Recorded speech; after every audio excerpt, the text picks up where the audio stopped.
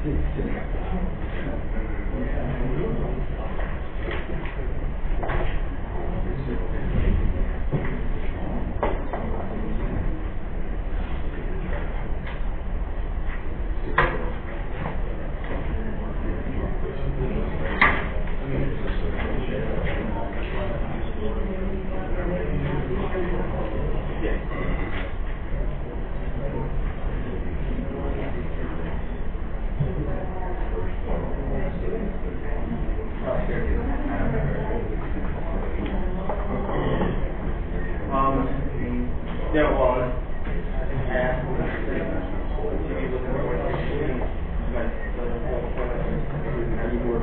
Mayor, it's time.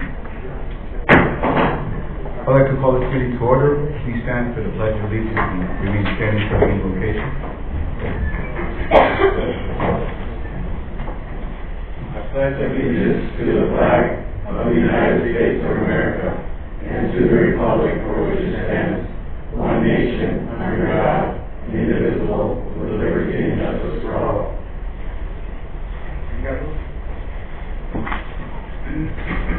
Heavenly Father, we thank you for this meeting this evening, and we thank you for those who can be here to help us move the city forward. We pray that you guide us this evening throughout this meeting and the next meeting also, and we pray that we do what's best for the city. We keep ourselves out of this. We keep with the best interest of the city forward and at the forefront. We thank you for all that you blessed us with, and we thank you for the future that looks bright in the city.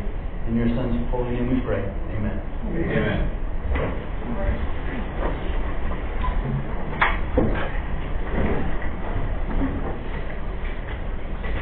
Roll call.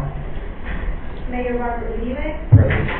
Councilmember Margaret Morales. Present. Councilmember Luis Benjamin. Present. Councilmember Don Hewitt. Here. Councilmember Ray Shelton. Here. Councilmember Cesar Soto. Here. Councilmember Jose Grijalva. Present. City Manager Jerry Watson. Present. City Attorney Juan Pablo Flores. Present. City Treasurer Luis Pedrosa. Present. Do we have anyone addressing the council in writing or verbally? No, we do not, Mr. Mayor. I'm going to jump into presentation discussion by Jimmy Flores and Dan. Are they here?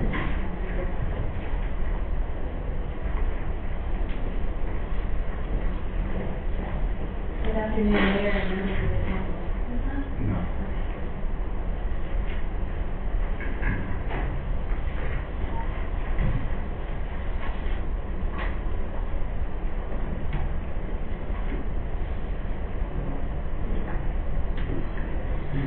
Okay, technology, here we come.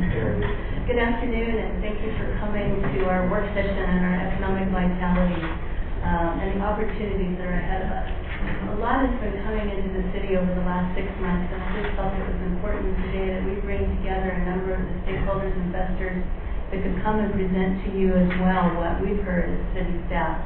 We have guest speakers from as far away as the Phoenix metro area, Sarita, Bisbee, and Douglas. And they're going to spotlight some of the economic development prospects and projects that have been brought to us by investors, economic developers, and partners like Cochise County. It was intentional to bring them here to create a picture and an overview of some of our current economic activities at one setting ahead of our budget discussion to inform and provide a foundation for decisions that lie ahead.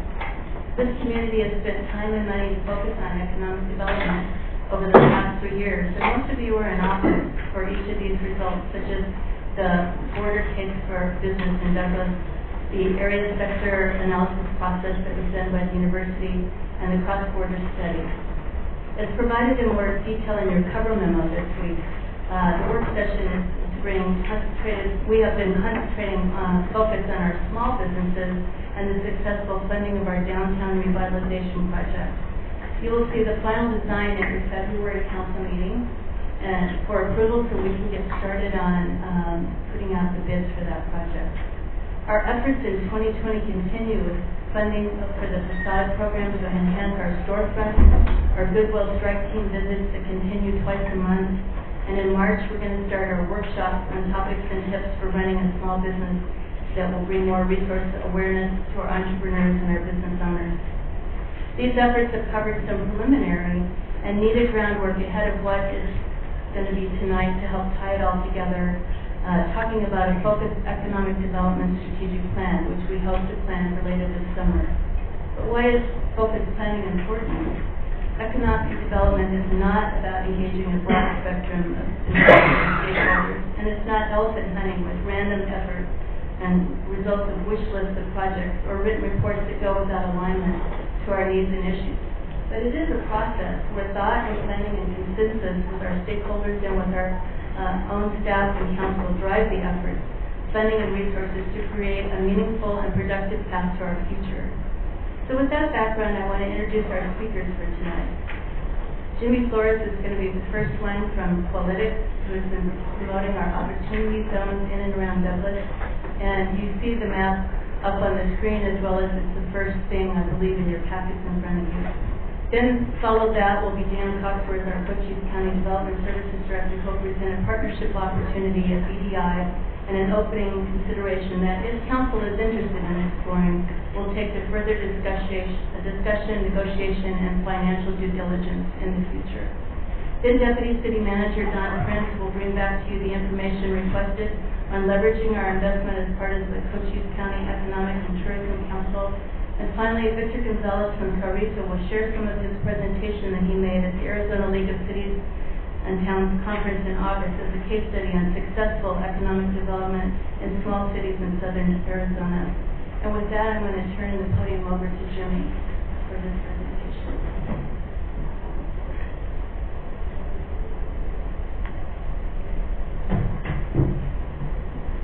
Thank you, Doreen, for inviting me here, and thank you, council members and Your Honor, Vice Mayor, for allowing me to present to you. My name is Jimmy Flores. I am the co-founder and CEO of Qualytics.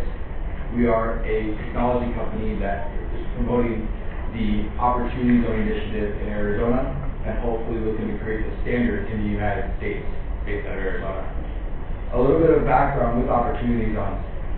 Before I go into that, I want to explain to you why we do this. I'm from Arizona.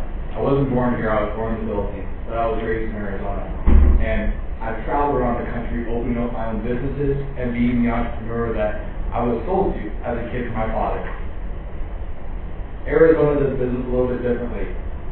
If you hear about what Phoenix is around the country, we are the biggest town that you'll hear. And when you hear about rural Arizona, you don't really hear much even from our own capital. After doing business in Phoenix and seeing how hard it is to get investments into our city, not only our state but our city, I want to find a solution to bring more investments to our state, and to help our communities here, if you're an entrepreneur or if you're a community member. Opportunity Zones gave me that opportunity, no pun intended, to do that. We promote Arizona on the basis of doing business here is good for not only the community members, that can not only show significant impact, but also it's good for your pocket as an investor. We are top demand in real estate. We are growing as an economic community here, not only in our cities, but around the state. And with this new tax incentive, you're seeing a lot of support from the state side governments as well as the local governments. Opportunity Zone is that tax rate that investors find. However, more so, it is an opportunity for any type of community to receive funds, not just from the government, but for private investors that are looking for a return that the risk is mitigated and also improves the communities. Opportunity zones are found everywhere. It encompasses 15% of the United States, typically in low-income communities, typically in rural communities. However, the challenges that you'll find in opportunity zones is all the investors want to go where? Where it's easy, where the lowest hanging fruits are. Big cities, backed by big corporations. We exist as Qualytics to change that narrative. We are spending a lot of time and effort and resources to not only promote Arizona as a state for investment, but we want to bring more money to the rural communities that need it. Opportunities in itself, the Opportunity Zone Initiative, is a tax benefit. I'll give you the really high-level background of what it exactly is. Essentially, if an investor has realized a capital gain, let's say that they sold real estate, they sold their business, They sold some stock. If you know, the past 15 or 10 years, our economy has been moving pretty good. They can, instead of pay taxes on those capital gains, they realize they can now put it into an investment vehicle and invest it into an opportunity to build business in these local areas. They receive two tax benefits. One, they get a deferral of the tax, just like a 1031 exchange. They don't have to pay tax on their gains until 2027. Two, they get a discount on the tax they would have to pay to the government up to 15% on the basis. For instance, if you made $1 million capital gain, you now only owe $850,000 in taxable amounts to the government. And then three, if an investor invests into an opportunity zone over a period of 10 years, and let's say that their new gain was 3x the amount that they made, a new land development deal in an area that's appreciating. After they exit in 10 plus years, doesn't have to be 10 years, it can be more, they pay zero tax on that new gain. It's a very significant investment, especially if you have sold your business, if you sold stock, or if you sold real estate. And if you invest in communities that are appreciating or that have huge opportunities involved in those communities in the future, you can significantly benefit from that investment. Why Douglas? So, what we've done is we're willing to put in the work. But not only put in the work to find answers that not many people are finding themselves or they're not even looking to find. We are a technology company. My day and age, we like to look at data. We like to look at we like to ask the question, the qualitative question. If this happens over here, then what would affect it over here? Not just by numbers, but by qualitative information. Will poverty be affected?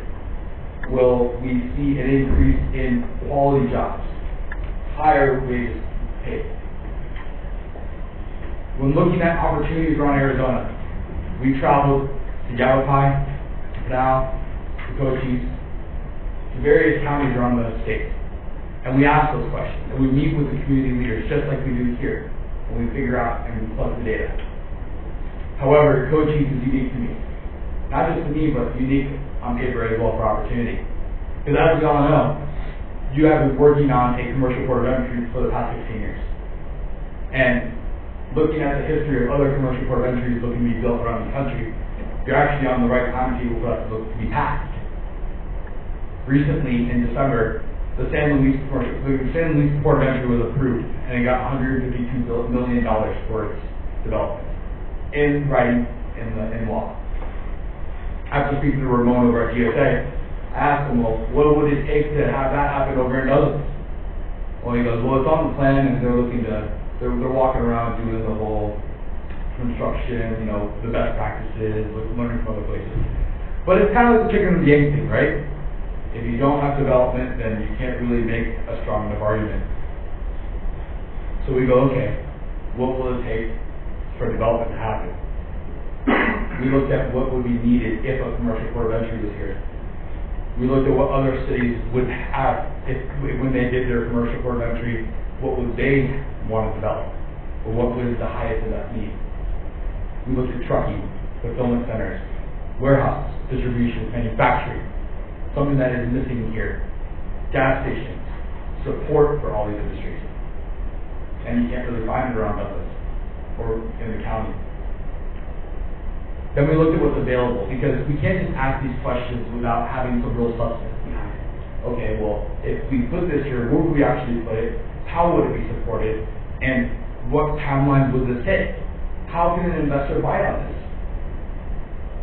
We got an opportunity, starting with land, and in the perfect position. At this moment, we currently have 1,800 acres secured in Cochise County off of the 191 between the airport and the 80 highway. And we're looking to acquire 500 more. Not only that, we took all of our data and we approached trucking companies, manufacturers, fulfillment centers, and other support companies that would be interested in this type of opportunity. Not because it would impact the community so much, but how can it impact the bottom line? It's fair. And guess what? We found one, which you probably are very familiar with. A manufacturer based out of South Carolina. I flew out there. I sat with the CEO and got him to commit to be a tenant and investor into that opportunity. This is real. Opportunity zones got us to this point, not only because of the commercial port of entry, but because it is a buzzword that's unique, and there is extra incentives for anyone involved that can be part of the bandwagon, not necessarily led by it. And from the work that we've done, our interest is not our bottom line, but we want to create a use case where development can truly happen in this industry. Because our industry is opportunities on development for all. Yes, I care about Arizona. Yes, I care about our communities here. But our industry in itself is in need for leaders like us to do this development in any opportunity zone around the country. You don't see this right now. So what does that do for Douglas? It puts Douglas and Cochise on the map for leading the way, doing an opportunity zone development. Maybe Keys, as a normal development, would do opportunity for the commercial port of entry, but we'll let the marketers handle that. We have found a way to make a development get to a certain point. I'm not saying it fully happened, because everything else, there's phases with this, right? Re-entitlement, zoning, we're in the county, we're not officially in Douglas, right? But at least we got the conversation going after 16 months of talking with a possible tenant, with 16 years of development happening with this commercial port of entry, and the past 2.5 years of opportunity zones being around. Timing is everything, and we are at the perfect time to do something about it. The regulations are passed. Just the past 30 days, 200% of opportunity funds, these investment vehicles that have been raising money, they have increased in value by 200% of money allocated to these funds. We're talking $6 billion to $12 billion. And that money needs to be spent. Where are they going to spend it? And who are they going to spend it with? I have I kind of went off the cuff here because I get really passionate about this stuff for our state and for the opportunity that is presented to us here. But as you see on there, you can see a timeline of what an investment looks like. You can see the various incentives that are offered. You can see the stakeholders that are involved. As you can see, community members, government officials, business owners, service providers, these are key stakeholders that are needed for a successful transaction to happen. Not just a transaction on the actual buy-sell side, but a full encompassing development transaction to where we see it from beginning to end. Unlike some of the subdivisions that we've seen around the city, where they build the utilities and they go away. That's not what we're looking to do here. And it is always community first, and it's local driven. I'm from here. I'm a stakeholder. I might not live in Douglas, but I'm sure my family from many years ago might have had that. And if you look at the current state of this industry, it's really challenging because no one has created a standard. You're looking at one of the only companies that have, and we're going to prove it. We're not prove it the first use case in Douglas, we'll prove it fully in Douglas because we put community first, not the investor first. And as you can see here on the map, Douglas proper does have some opportunity zones. However, you also have interests at the airport. I mean, your name's on it. We're right in between. What will it take to work together on something that we push at this moment in time this far? And the potential economic growth over the next 25 years. I mean, I'm going to be completely honest with you. I just put the numbers up there. It looks really nice. But at least at the start, John F. Kennedy said he was going to get to the moon by 1967. It was going to cost $50 million. It cost way more, but at least did on time. But this is what you can see. This is what could happen here if we really want it. That's really all I have. I'm here to educate, so if you have any questions, please ask. However, I'm not an attorney, CPA, nor financial advisor. I'd like to make that very clear. But I am here to help, so thank you. Thank you for coming down, Jimmy. I think some of the council members may have some questions for you.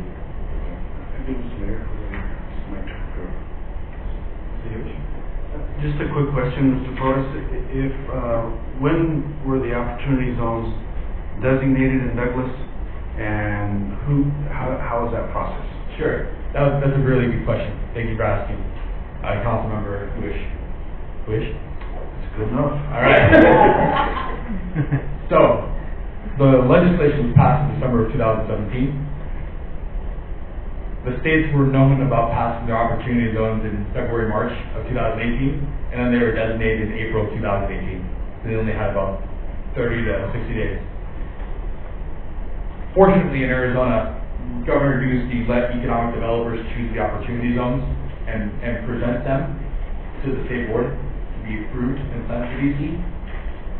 I don't know who your last economic developer was, but most likely they submitted these zones for what they believed was best, and then those were the zones that were chosen.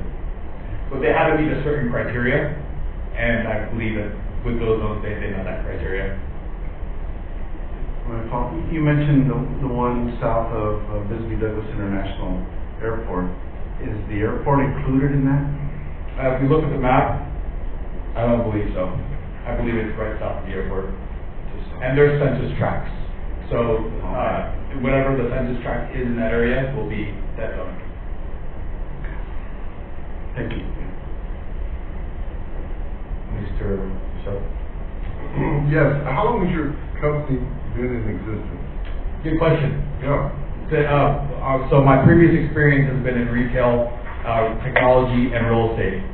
When the Opportunity Zone initiative was released in Arizona, we completely pivoted to this incentive because we saw the writing on the wall.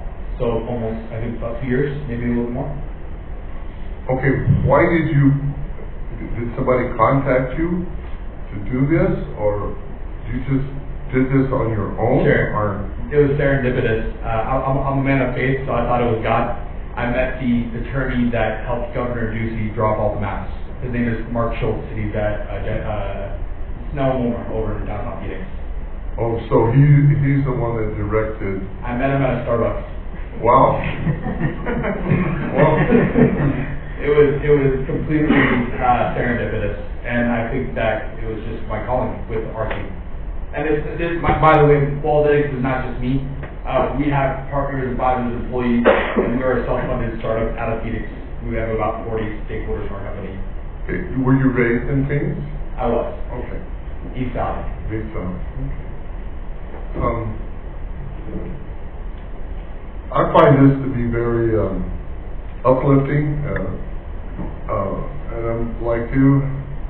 Sometimes a man upstairs directs things in a very unusual way, in a strange way, and it sort of answers some of my prayers for Douglas, that something like you and this exists. And I'm sure after this I'll have 100 questions more maybe to ask, but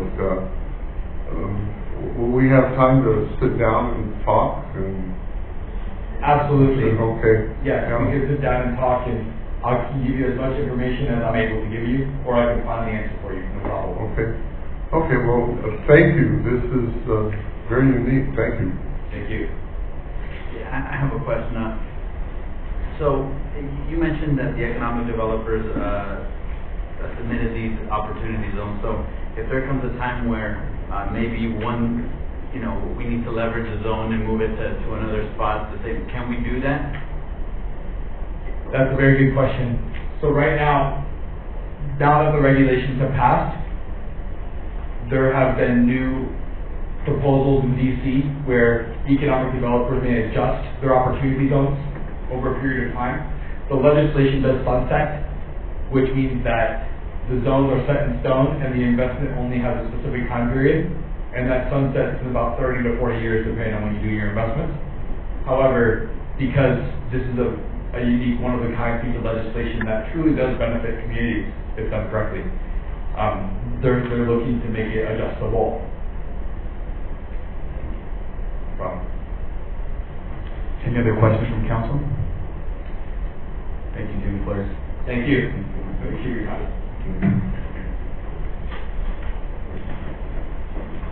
My turn. Thanks very much, Mr. Mayor, members of the City Council. While they bring up my presentation, I will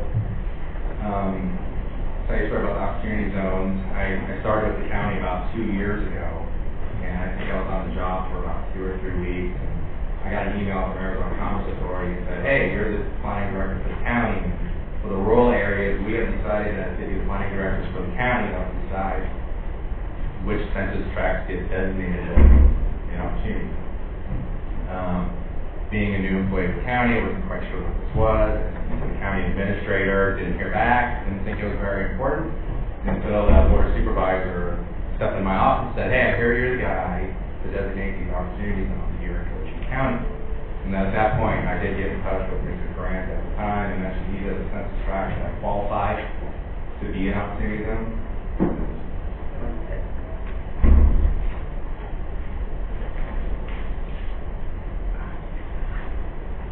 And so that's how it came to be. We did work with City of Sierra Vista Economic Development. We did work with the City of Bisbee. We also worked with the City of Benton. So it wasn't just me sitting in my office deciding where these opportunity zones should be. We did coordinate with the local communities and try to decide where they should be best located based on the census tract that were eligible. It's okay that the Bisbee Douglas International Airport is not in an opportunity zone. It is required that an opportunity fund purchase the land or the business and then make 100% improvement to that business or land. And in this case, for the airport, it would be difficult, not possible, but to transfer and then have them make that 100% improvement. So, not being an opportunity zone busy, not the end of the world. We thought it would be a great thing at the time, but we realized through time that that's okay, that's not there. So, I'll go back to my first slide.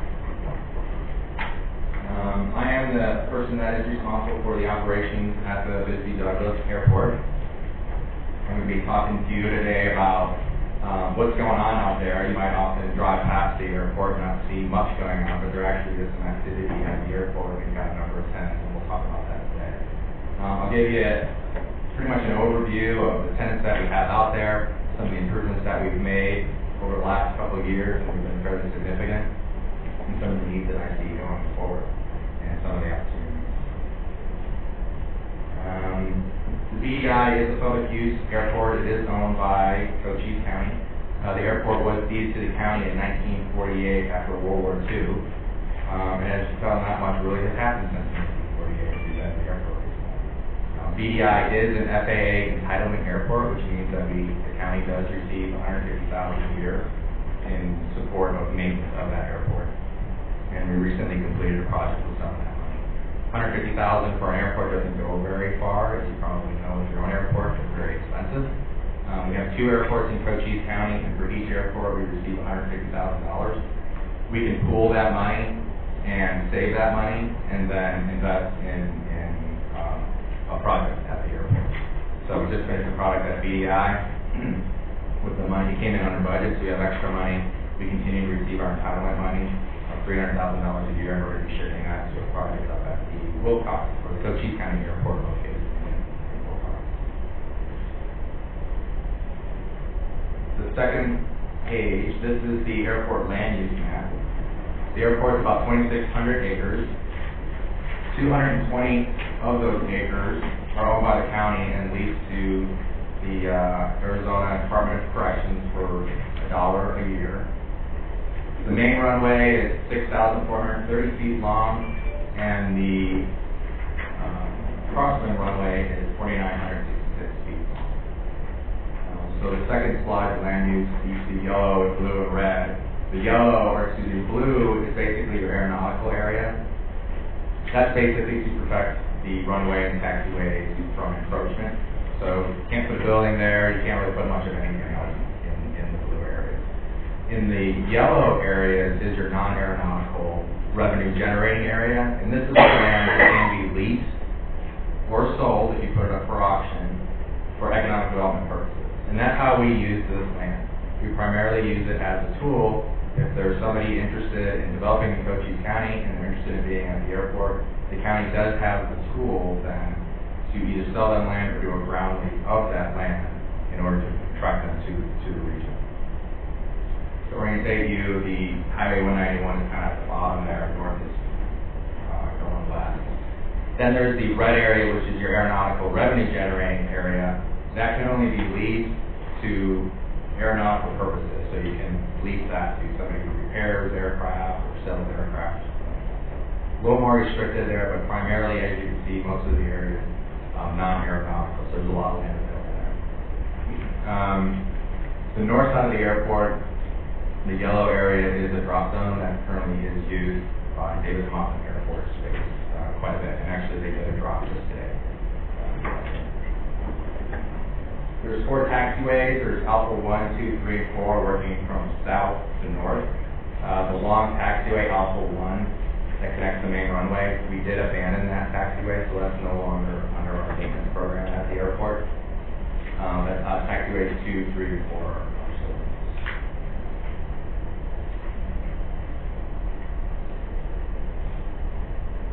The third slide is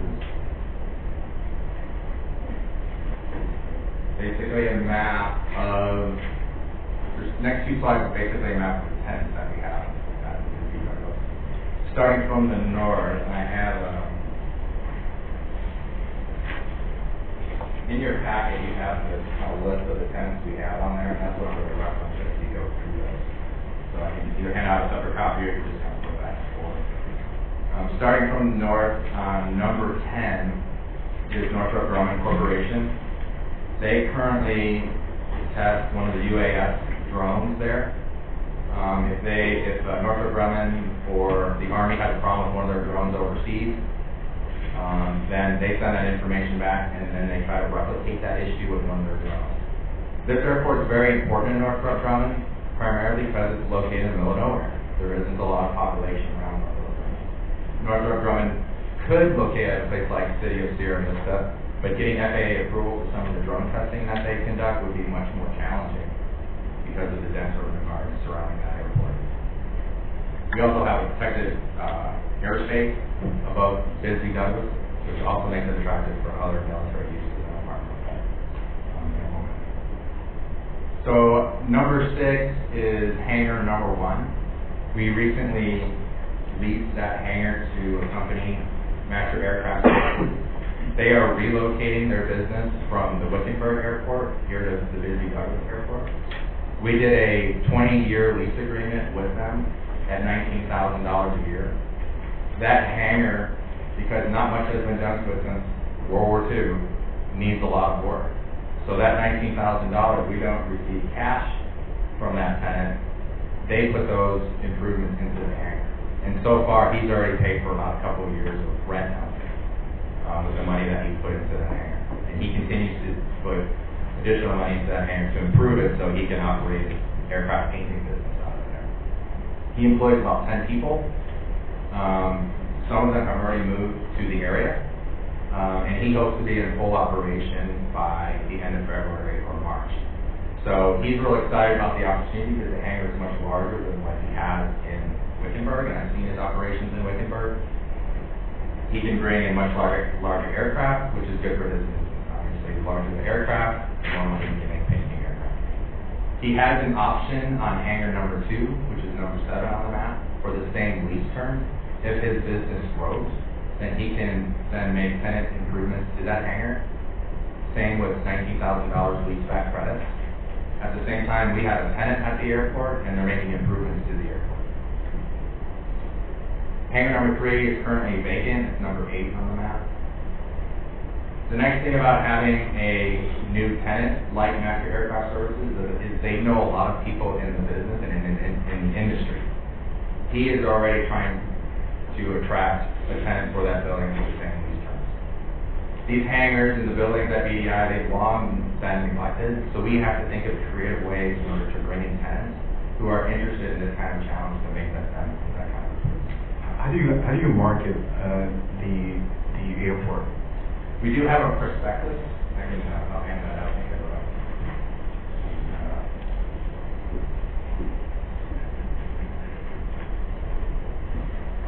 This primarily markets some of the available land that we have out there. With the hangars, it is difficult to market because they're not really available tenant space. With Master Aircraft Services, he actually found us, like we can't take credit. He was looking all over the Southwest for a new location for his business. He found these old hangars. He's a unique individual. He likes these old buildings, and he saw it really as an opportunity for his business. There is a large hangar, which is number 5 on the map, that's currently empty. Structurally, the building is sound, but it does need a lot of work, and it is falling apart. On number 9 is the water tower and well. We currently lease that to Sprint for about $12,000 a year, and then there's another antenna on there for Transworld. I'm not quite sure what that is. It's about $1,200. Northrop Grumman, they pay us a ground lease of $1,500 a year. And as I mentioned here, Master Aircraft Services about $50,000. Okay, the next slide will zoom into the area near the terminal.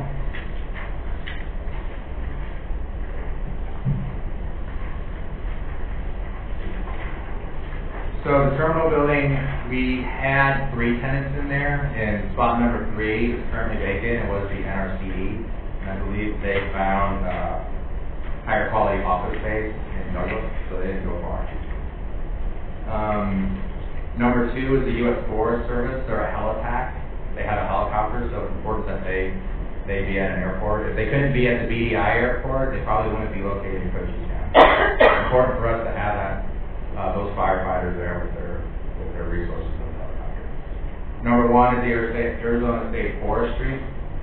They occupy what used to be the cafe in the terminal building, and they also occupy kind of like a Connex area where they store their equipment and they do some training out there as well. So I'm currently in discussions with them. I'd like for them to kind of consolidate some of their operations just to the outside area, the larger area, which will free up tenant space in the terminal building.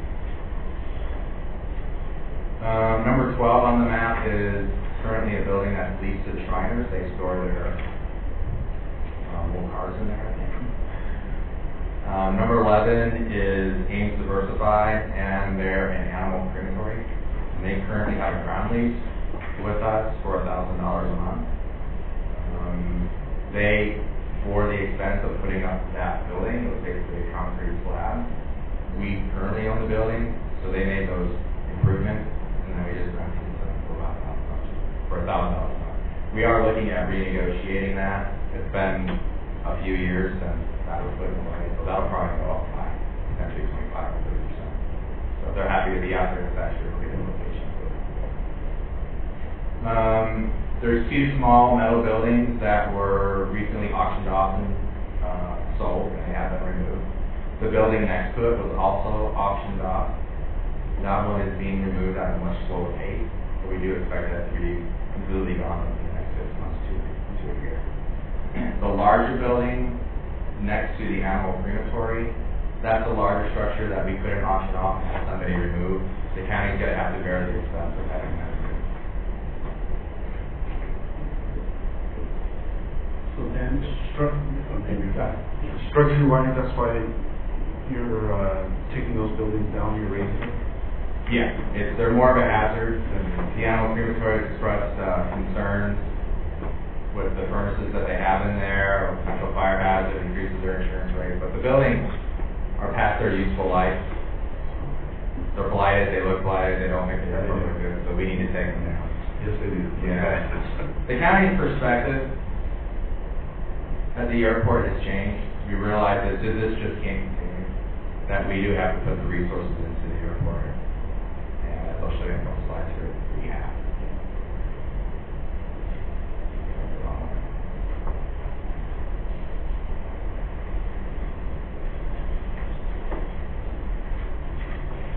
So, the slide after the list of tenants, we do have military operations that are conducted at BDI. Fort Huachuca often has their signal corps soldiers there. They shoot back to Fort Huachuca. We charge them $75 a day. They might occupy BDI for 1 or 2 weeks, or maybe 3 or 4 times during the year. Sometimes there's Army groups that come out of Washington State that will occupy BDI. So they don't really use any resources there. They're just occupying space. Besides maybe using our terminal for the back. There's a couple large military operations that take place out there. The Red Flag Rescue is an operation out there from Motham Air Force Base. Because we did receive the airport from the federal government, part of that deed is that we have to allow the military to use the airport. And we can't charge them, but we can recoup our costs. So if we have somebody manning the fuel farm while the military is out there, we can charge the military to recoup our costs. What we do with Red Flag Rescue is they were there for about 2 weeks. They had Black Hawks fly in, they had C-130 fly in. What we do is we just up the price of our JA fuel and we recoup our costs that way. It also keeps other traffic away from the airport with the elevated fuel prices while they're out there, so they're not getting hurt. Mainly dealing with private air traffic. So that happens 2 times a year, 2 weeks at a time. They will be back there again in April.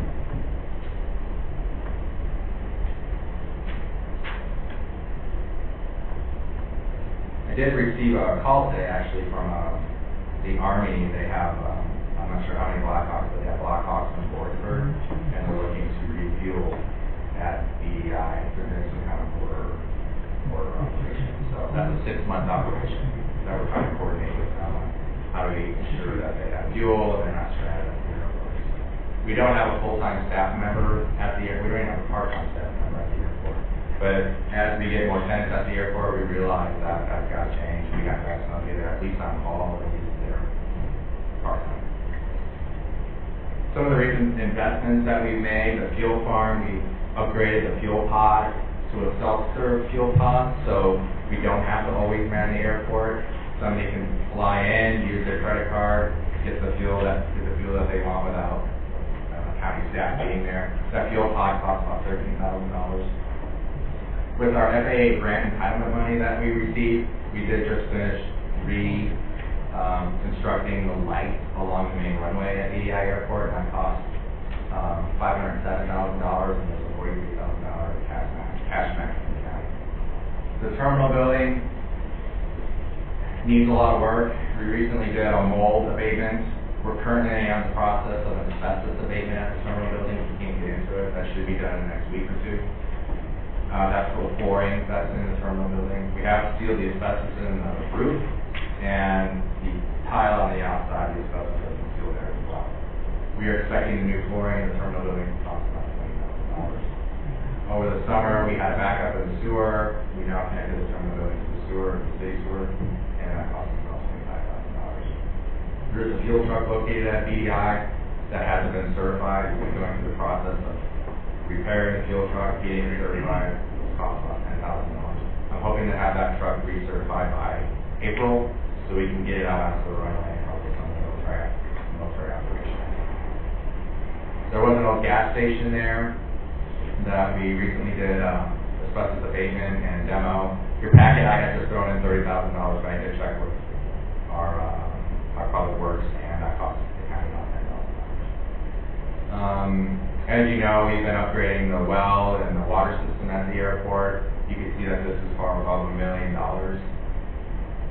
And we are in the process of selecting a consultant to fund a commercial port of entry for water and wastewater, which will also tie in Cochise College and BDI. Some of the immediate needs that I see in the near future: the terminal building electrical upgrade will need to happen. Additional tenant improvements, that's estimated to be about $25,000. The removal of that building, we're estimating to be at least $100,000. That's a discussion we're going to have with Board of Supervisors come next fiscal year for our next budget cycle. Big ticket item here in 2024 will be the main runway rehab. It's about estimated to be $5.5 million. There will be a $245,000 cash.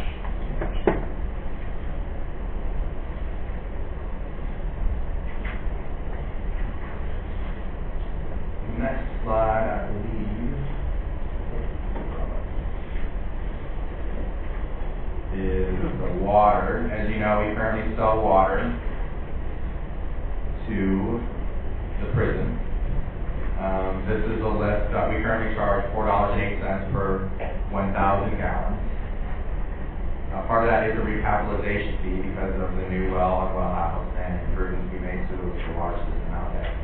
So they essentially owe the county $1.3 million, and this rate will remain in effect until we get paid back that full amount. But I provided almost about 10 years worth of data here and how much money that we received from the Department of Corrections for the water that we pay.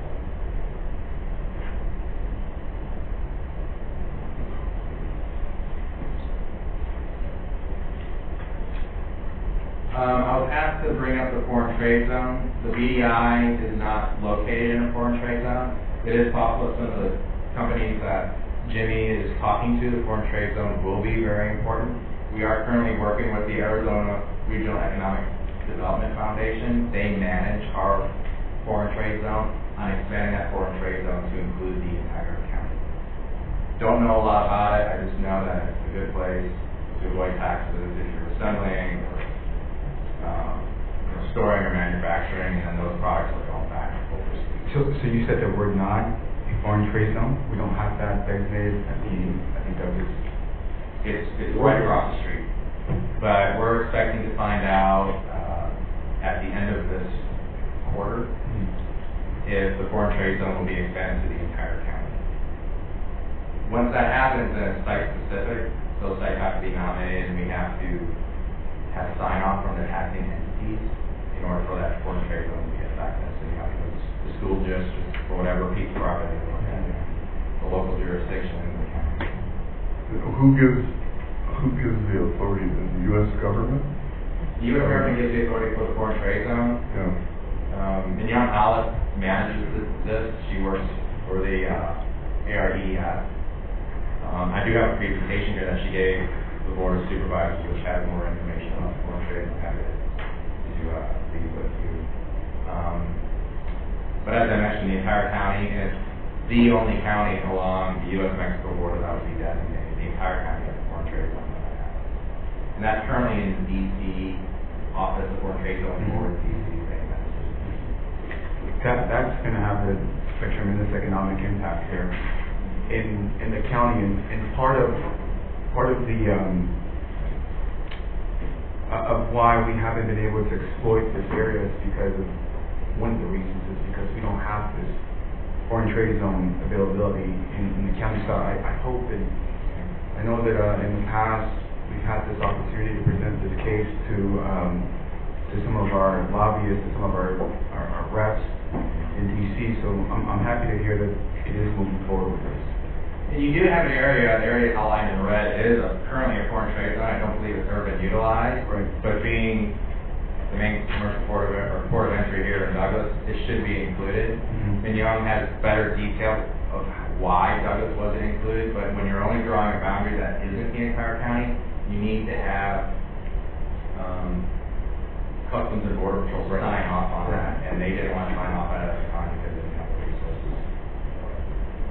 Mayor, I had a question. I mean, I'm thinking that when you mentioned to rehab the runway, how long is it now, and what size of airplane can land there? It's 6,400 feet long, so it's well over a mile. We do have C-130s that come in for the military operations. It can hold heavy aircraft. Part of the problem at the airport is when they rehab the taxiways aren't rated high enough for those aircraft. So a couple weeks ago, I had a group, I believe in Air Force Base, I'm not sure where they were at. They wanted to park 2 C-130s there overnight. They can't go on Alpha 2 or 3 because they're just not rated for the heavier aircraft. They can sit on the apron where the fuel farm is at, but getting there, they would ruin the pavement if it wasn't constructed for the heavier aircraft.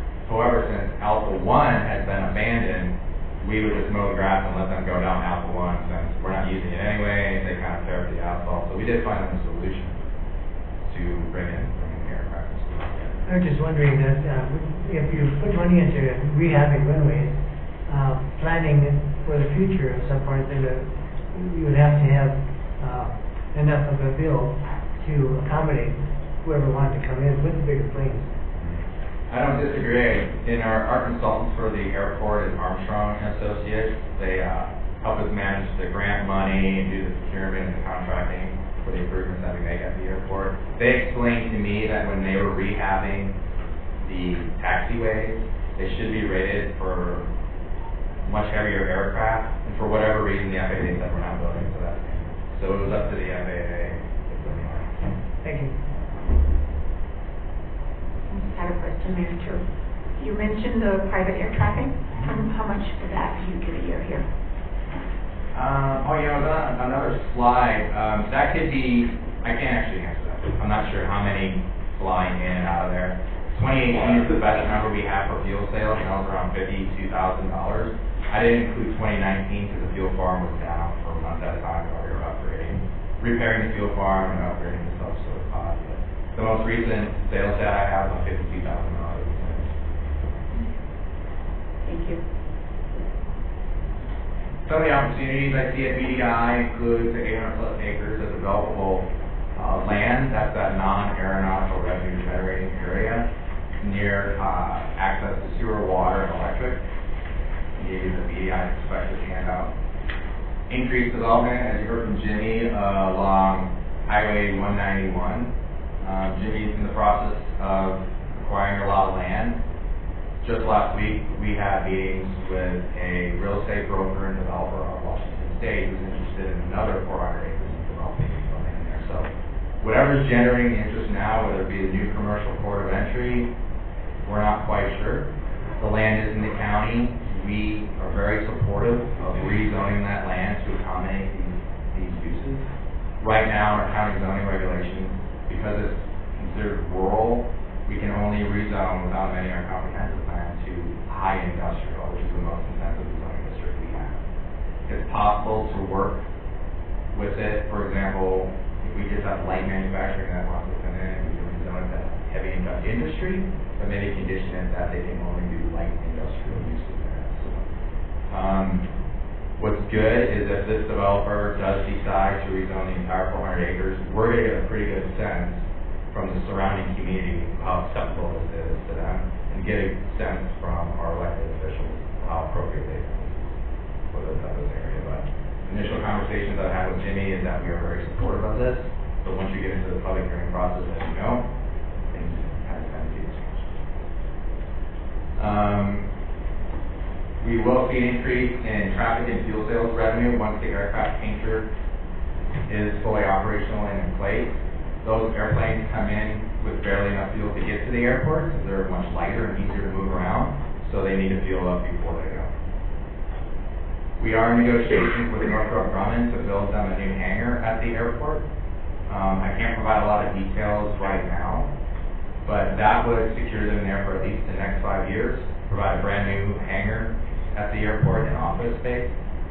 They have a pretty good track record here in the community. They've been in service for 20-25 years. So even though Northrop Grumman only signs 5-year leases at a time because things change, elections happen, but we do feel confident that they will probably be here for at least between 10 and the next 20 years. The county's strategy is to construct a hangar and then recoup our costs through the lease period. Synergies in the new commercial port of entry is another opportunity for increased trade, warehousing, and manufacturing. Nearby opportunity zones that Jimmy was talking about, and then the expansion of the foreign trade. And that's all I have. If you have any questions, Mayor, I have one regarding the new water well and main upgrade. Do you feel comfortable with some of these things that could happen there? That would be sufficient for 3 years, 8 years? So I don't know if we can accommodate a high water use, but for some of the investments that we're seeing happening at the airport, there's plenty of water. But the aircraft painter in that old hangar just tapped into the water supply. He is currently using the water. The crematory uses the water there, and then the tenants in the terminal building obviously use the water there as well. Any other questions? Thank you. Yeah, one little comment. Maybe Margaret and Johnny remember this, but I remember going to that airport, American Airlines had 4 flights daily coming in. We would receive, guests and relatives and take them to the airport. And when I was in high school, one of the things to do was to come down to Douglas and watch the planes at night, come in and out, then come into Douglas and have something and go back up on the hill. Yeah. But one time it was very active, there. And I know there was a mission group that had that for 20, 25 years, some of those hangars, and they tried to keep it up. So. I was approached not too long ago by a mission group who was interested to have South American operations and having a North American base, repair the aircraft. Right. I did show them some of the hangars, but it's a heavy lift for an organization like that to come in there and spend that kind of capital improving hangars that they don't own, even though the lease terms accommodate for that. But and it's really interesting. These two that have presented, Jimmy and you, Douglas is starting now, because of this, thinking outside the box. So for so long, I think we've been down here and we've been sort of isolated and we haven't gone out and done things, but thank you, for both of you being here and coming up with these ideas and so forth. So thank you. Sure. Thanks for having me. Thank you so much.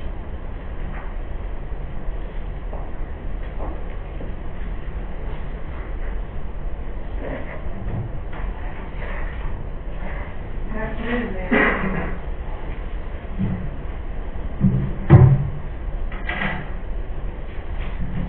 I'm a little shorter than Dan, so I'm going to pull it down just a little bit. So at the previous meeting, there was a request.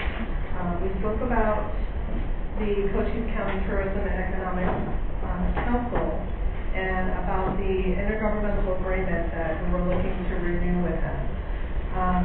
During that presentation, there was a request for what this regional council would do for us, what value we get from it. So I'm here to talk to you today about the value that we see from regional tourism and economic councils and what this council specifically has the opportunity to do for us here in Douglas. So just to review kind of what the agreement looks like right now. Participating is Benson, Bisbee, Cochise County, Douglas, and Wilcox. So Tombstone is no longer a part of it. They've chosen to do their own thing, so they're not a part of it. We have an intergovernmental agreement that really just defines the role of the collaborative and the responsibility of each city, and that's what was before you at the last meeting. Each city has a participation amount that they take into this collaborative so that the money can be pooled for specific things. So as you see there, Douglas cost, as well as Benson, Bisbee, and Wilcox is now $15,000, and then Cochise County and Sierra Vista's cost is higher. They are larger, so they pay more. Sierra Vista paying $20,000 and Cochise County paying $34,000. There is a part-time marketing and outreach employee that is also paid out of the funds that are pooled for this regional council, and then also the committee members now are the city managers from the participating cities. Previously, it was mostly marketing and economic development folks who are still a part of the committee, but they are not leading it now. The city managers are leading it. So in terms of the value, as I looked at and researched and thought about, the value of economic and tourism councils or regional efforts, really there's several things that add to the value for regional efforts. So cities really use tourism as a means for sharing information, to entice visitors to our city, but there's a lot of choices out there for savvy travelers to explore. And if your city is smaller, kind of like Douglas is, a little bit off the beaten path, it's really hard to draw the number of visitors that you'd like to draw into your city.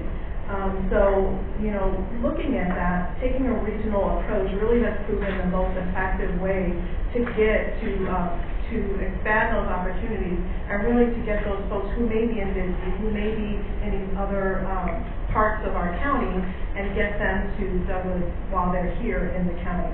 And so that's part of it. Part of it is really just creating a larger draw, so that when you come to the county, you come to the area, there's more things to do. So not only what Douglas has to offer, but also what these other areas have to offer. So if they're already in Bisbee, how do we get them to Douglas? And that's sort of part of that regional approach. So when you go out there and you put your message out, the message not only says, here's what's in Bisbee, but it says, here's what's in Douglas, and here's all the things that you can do. So it's a larger kind of outreach. So that's the first thing, greater tourism and greater opportunity reach to get people here. So the second thing is greater marketing purchasing power. So when we talk about marketing and how much marketing costs, marketing is really expensive. And so everything that you do can cost thousands of dollars just depending on what you do. So when you have this regional approach and you have this pooling of resources, you not only get larger amounts that now you can use and all of you collectively can use to market your region and to get people to your city instead of just what you have internally. So it goes further, your money goes further, and you have more opportunities to actually market what you have. So that's the second thing. And I'll talk to you a little bit about marketing and some of the things that I've run into as I was looking at some marketing opportunities for Douglas, just to give you an example of just how expensive marketing can be. This new effort with the Cochise County Tourism and Economic Council is going to include a rebranding. So Douglas is going to have the opportunity, without having to, pay for the whole study ourselves, to take part in this rebranding process, which will include all the things that we're going to be an integral part of making this decision on what that brand should be. I'm actually on the committee, so I know we're going to be an integral part. But we're going to be able to highlight what Douglas has to offer and make sure that that brand that we come up with is something that reflects Douglas as well. So that's one of the things that we're going to get out of it as well. And then also connecting tourism to economic vitality. So as we all know, increased tourism really means increased economic benefits. The more people we can get to come to Douglas, the more money they'll spend here, the more they'll love our community the way we love it, and so that's what is going to increase our economic vitality as we move forward. One of the things I did want to highlight as I move forward just a little bit is that, Cochise County Economic and Tourism Council has created something that I think is really great when it comes to their strategic plan. Part of what they included in their strategic plan for this FY19, FY20 year are 4 specific pillars, which I think speak a lot about kind of this collaborative effort, but also how the cities in the county just band together and all have similar themes. So I'll tell you a little bit about them. So the first pillar is outdoor activities. As we know, Douglas has a lot of outdoor activities that we can do, and so this pillar really represents Douglas as well. Birding and wildlife watching, which we know we've got whitewater draw here, we have a lot of the birding community come, so that's again something else that reflects Douglas, so it's a part of, really getting that, furthering that marketing for it. Wine and cuisine, we have great restaurants here and things that we can highlight as well. And then the history and culture. So these are the 4 pillars that this Cochise County Economic and Tourism Council have come up with that really encompass the whole county, and I believe it really represents, a lot of what Douglas has to offer as well. So I think, we just being more active, I think, and being a part of what the marketing that goes out there and making sure we take part will ensure that Douglas is definitely at the forefront. So the last thing I want to kind of talk about is, and it's in your last slide, is really a recap of past year. So in FY18, FY19, all of these things on this list were things that the Cochise County Economic and Tourism Council did over the last year. So all of these touch-ins, print marketing, all the areas that they targeted, the digital audio marketing in all of these areas, the marketing experiences that were available at conferences. All of these things were things that this Tourism Council kind of led, had people there, had, print, had digital marketing and all those things. And those things, like I said, cost a lot of money, a lot of time, and so us being a part of this collaborative really allows us to get to all those areas, and allows us to be part of all of these things. So that's my full presentation, but one of the things I just want to end with is some things that I ran into as I'm looking at marketing for the city of Douglas. So I was contacted by an organization who is looking to help us to expand our reach and provide us with what they call marketing cards that we can take to the hotels. If you ever been to a hotel, there's this whole wall of things where you can go and you can pick out where you want to go, what you want to do in that area.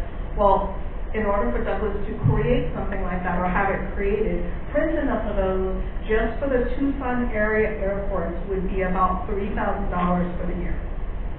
Just for that part of marketing and tourism. So that's one thing. And that to me was very surprising, that to create something like that and just to get it in those racks with people just to be able to see that would be about $3,000 for the year. And that was at the introductory rate. So I want to say that for you. So I'm sure it's more, but that's the introductory rate because I was haggling with them a little bit. The second thing I wanted to mention is, we talk a lot today about economic vitality and about what Douglas has going on, how Douglas is on everyone's radar. So I just want to give you an example of that. So we were contacted by American Way magazine for American Airlines to be in their magazine. This magazine is in every airline in the back pocket of all these flights. And so we were contacted by them. We're really excited about that, but let me just tell you, they're doing a tour, a story on a tour through Arizona, and so we've been asked to be a part of this. And for a sixth of a page ad, so a sixth of a page, so let's look at the page, let's imagine, for a sixth of a page ad, we are looking at $4,000 for a sixth of a page. We want a quarter page, it's $6,000. And we wanted a whole page is $25,000. So that just gives you an example of how much marketing costs and why, being a part of this regional collective is really important, because then we get to pool our resources. And some of these things, where the county can participate, others can take part in it. That's all a part of what we pay in for. For the $15,000, I think it's a good value. So with that, I'd be happy to take any questions. Thank you, Mr. Council, do you have a question? Yeah, another comment. We're starting to think out of the box a little, because we've got to, we just can't wish people would show up, and this is what it takes. I was in Mesa at a hotel for 3 nights this weekend, and they had those brochures, and I was thinking, what would be neat if Douglas had one? Because it had northern Arizona, it had the Phoenix area, it had Tombstone, it had Bisbee. We're not there. But we will. Yeah, I know. That's what I'm saying. We're thinking outside the box. Thank you. I just wanted to quickly thank you for that presentation, because I was a part of, I heard what we used to do before with the, if you wanted to call it the old council, and it was really centered around Tombstone. So I'm not surprised that they didn't want to be a part of this, but every other city is unique. But like you said, we have a lot of things in common. So this is really a bargain, how I'm looking at it, like you presented it, especially for $15,000. What we were paying before we weren't getting a return of investment in that. Now I think we will be. So I want to thank you for that.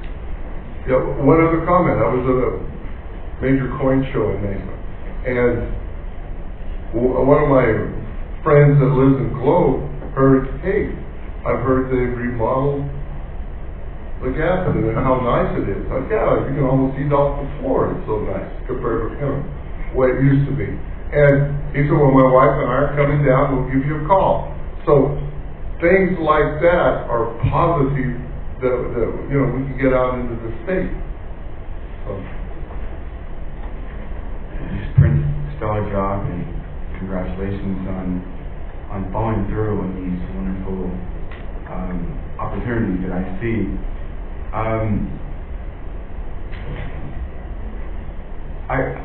Marketing is essential, and you talk about economic development and how we should capitalize on these things. A suggestion: we have the museum, we have an art gallery, and we haven't been able to put those together as to when a person comes to Douglas and they visit. And we have specific set times. So if a person comes to Douglas, I'm traveling from New Mexico and I'm traveling here, and I stop to Douglas. I don't know what time any museum are open. We have one museum, which is the Airport Museum, and we also have the art gallery. The Women's House as well. So my recommendation is also to have, well, that's one thing that I want us to see how we can kind of organize and have, when we have people here, that these are the places that they should be visiting. That's one. I think it would also be appropriate if we can collaborate with some of the businesses. If we continue to grow and create this presence that we're creating throughout the state, we should be creating a traveling package, which is you stay, let's say, at the Gastineau, Motel 6, or wherever they choose. They have a dinner at, let's say, at Chatitas, and then they have, so they're exploring along with the recommendation of the museum. Everything else seems excellent, and I'm proud of you and along with the team for the great work that you guys have been doing. Congratulations. And just to chime in, we do have a visitor packet that we're working on, and a welcome packet for those who come to Douglas and start working here. So we are working on those things there so that we can share what all Douglas has to offer, and people won't have to go searching for it. Appreciate that. And Mayor, if I may add, we do have one structured thing that you all approved last spring, is our Discover Douglas tours that happen the second and fourth Saturdays of the month. And those are actually on there. We have arranged with those entities to be open during those tours, so we do get visitors there that way. This week we're interviewing a marketing and communications person with a very strong background, and so with any luck, we'll be able to offer a position to start with us soon. She's looking forward to moving here if she gets offered the job, so stay tuned. We're working on some of those things too. Thank you. Who's up next? We have a visitor. Victor. One last one, yes. I can't believe that we let Victor go. How are you? Good, yourself? Good. Welcome back. Good. Thank you, good evening, Mr. Mayor. Members of the council, always a pleasure to be in Douglas. Certainly many fond memories, and many years I've spent here with the city. What I hope to do this afternoon is just to be able to share with you some of the project that we've done in Sahuarita, and you may wonder, well, why Sahuarita? Well, as economic developers, as we go through our career, you always learn from other communities and the best practices. So I hope to share essentially some best practices that we have developed over time in Sahuarita. But really, at the root of those best practices are things that could be applicable here for the city of Douglas. But also things for you to consider as you move on in developing what your economic development strategic plan is. What we heard this afternoon as I was sitting back there with the opportunity zones, PPI, foreign trade zones, those are all tools, right? Those are tools that you use to build what you want to build. And usually you have a blueprint to know what you want to build. And I think that's where the city's at right now, in that crossroads as to the opportunity of what you can build in the future. And so the foreign trade zone opportunity zones are those tools that, one, you have to understand and identify, but two, know how to apply them to what you want to build. So food for thought there. But there certainly isn't any one solution in economic development. That's something that I've learned throughout my career, almost 20 years now in economic development, working for different jurisdictions. It doesn't happen magically, as much as we want to. And certainly, we are kind of at our own fault because we're always chasing the headlines, right? You see the headlines through Arizona Commerce Authority or through, Biz Journal, X number of jobs, expansions, and so on and so forth. And so we want that for our community, and rightly so. For us in the town of Sahuarita, we're chasing those headlines. We want the big win.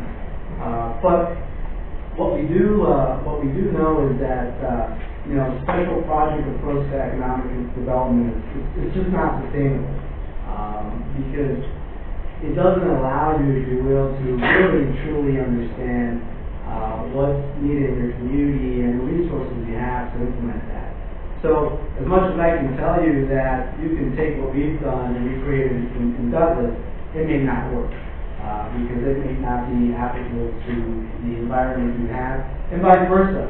What you're working on, we certainly wouldn't be able to take it and apply it in Sahuarita. So it's not sustainable in a special project. But I do want to share with you this afternoon really three areas. If I'm to overgeneralize economic development, it's always centered, and I think you all know the importance of it, but we fail to prioritize that, right? We're chasing the headlines. But in anything that we do, the fundamentals are important. Whether we play baseball, whether we play basketball, whatever, there's always the fundamentals. And the same goes with economic development. Small business development and supporting the development of small business development, that's key in anything you do in economic development.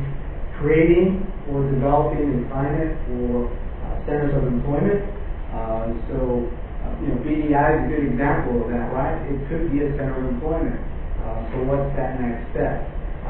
Which leads to public investment. And many times public investment is not necessarily dollars that you put in the way of incentive. That could be, but it can also be the culture you create, whether the culture is politically or whether the culture is from your private sector, but the culture and that public investment that you put in to establish the culture to try to generate economic development. So at the end of the day, you want to approach economic development. This is how we've approached economic development with the case projects I'm going to share with you, is that they have to be realistic, they have to be attainable, and they have to be sustainable. And so that's food for thought as you advance in your strategic planning efforts in the future for economic development.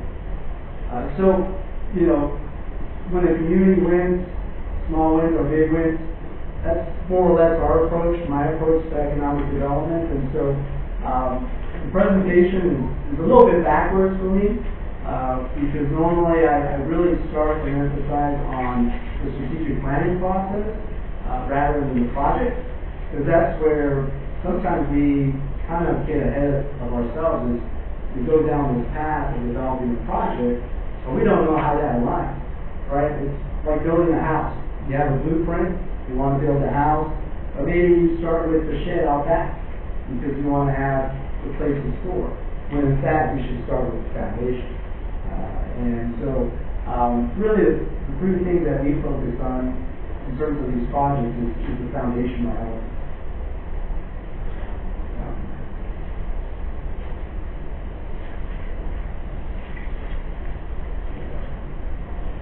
Mr. Gonzalez, I hate to do this, but we only have 10 more minutes into our next council meeting. I didn't want to... Just a little bit of a lag.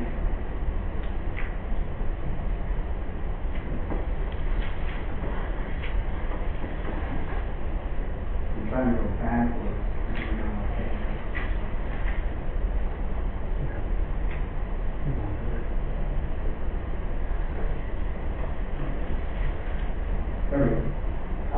So when I make mention of small business development, one of the things we focus in the town of Sahuarita is small business development, and we work through a number of partners with that.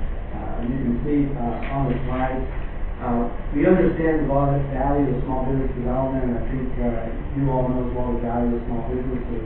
But we've made it a point to really emphasize that in our programming. So we established a program that over the years has evolved to really what we call our BizEdge program, that energize, develop, build, and sell our small businesses. We understood early on through surveying our businesses that there was a real need. And you may say, well, there really isn't a need in Sahuarita when you look at the community demographically. It's growing, 30,000 residents, average household income 80,000, close proximity to Tucson, Raytheon, and so on and so forth.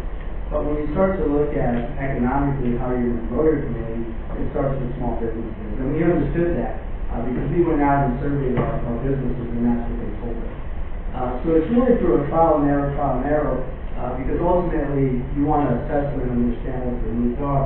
And then you start to introduce what those components are that address those needs. For us, we established early on workshops. Again, very ABC elementary, but it's a process of evolution because most of the businesses in the community don't know the resources. So the workshops really allowed us to introduce the resources such as the Small Business Development Center, Arizona Center for Innovation, Acción, a nonprofit microlender, as well as others. And then what we did over time is we evolved that. So we weren't satisfied with just having a workshop. We took it another step and really established a multi-point assistance program in which we partnered more in depth with the Small Business Development Center and the partners that were doing these workshops to have more of a continuing program. Because the Small Business Development Center, as you may know, and similar to here, is not in our community. Their offices are in Tucson, such as SBDC's office in Sierra Vista. But establishing a multi-point program in which businesses committed themselves to really, if you will, committed the SBDC to spend time in our community. And so we as staff went out, recruited businesses, and established the EDGE program where we really had three companies that commit to this program year after year. We've completed already our third year of this program, and we incentivize it because, for one, we understand that businesses may not have resources, the time, or the money to invest into small business development programming like profit mastery and all these other workshops. So by way of brief background, we've been able to secure grant funding to support the program.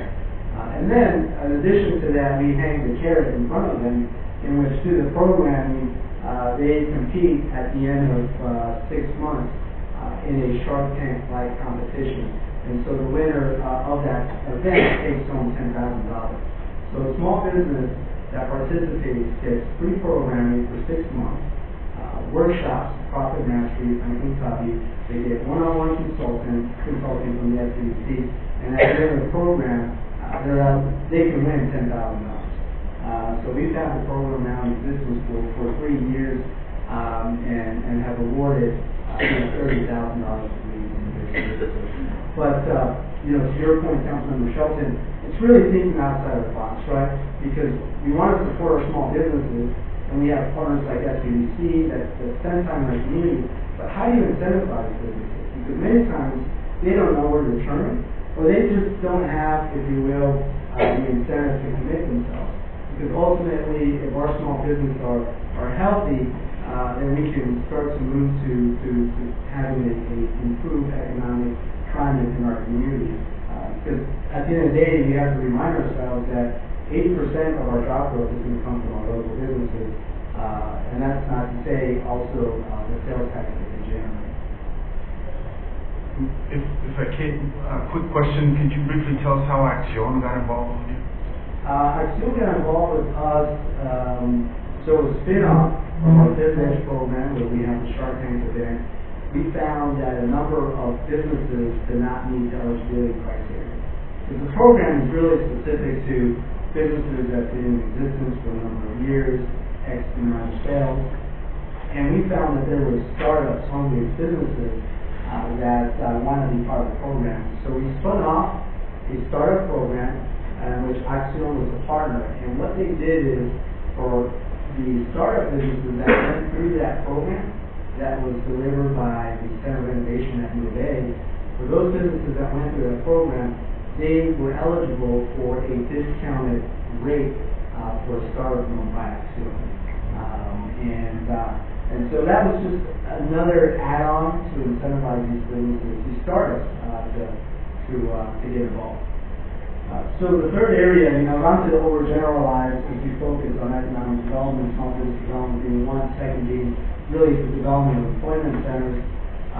We in Sahuarita, again, the demographics can fool you in terms of being an economically rich community, but when I arrived, the mission was we need to create employment centers. We're not satisfied with just being close to Raytheon. We're not satisfied with having the mining industry in and around Sahuarita.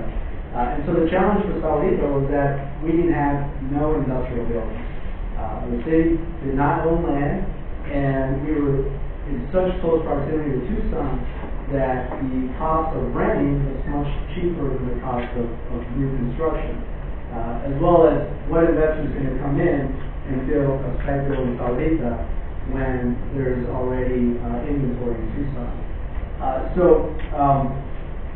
We kind of gave a lot of thought to what we can do in this area, and many times economic development is about the stars aligning and acknowledging that the stars are aligned for you to make that investment. And the case was, for us in Sahuarita, in 2015, Freeport-McMoRan, through their copper and aluminum prices, took a dive. They went from having about 1,200 employees to really getting down to almost 500 employees. At some point, there was a point in time in which they were going to shut their mine completely. So for us, we had an established relationship with Freeport. They informed us of what was taking place. And we began to look at what federal resources were available, EDA being one. Having already had knowledge of EDA and the projects they've done in Yuma, Flagstaff, as well as in the Phoenix and Tucson area, we quickly approached them, and through their economic distress program, we became eligible. Otherwise, demographically, we are not eligible. Now, looking at the city of Douglas, in terms of their criteria, you could very much be eligible for EDA funding. Now, it's not an easy process. You can see on the slide, it really was a 2-year timeline for us to build what is the Sahuarita Advanced Manufacturing Technology Center. So it's about a 32,000 square foot spec building. And so, time is short. I wish I could go into all the details of the project, but it required investment. The town made an investment of about $1.5 million. Prior to securing the grant, the city had to extend a sewer line to the site that it identified for the project, and we did that through a rural economic development grant from ACA. So we thought outside the box. We looked at the partners, state, federal. We looked at the various funding sources, and then we also looked internally because we said, okay, we first established that we needed to develop employment centers. We're at this junction in time, are we willing to make that investment?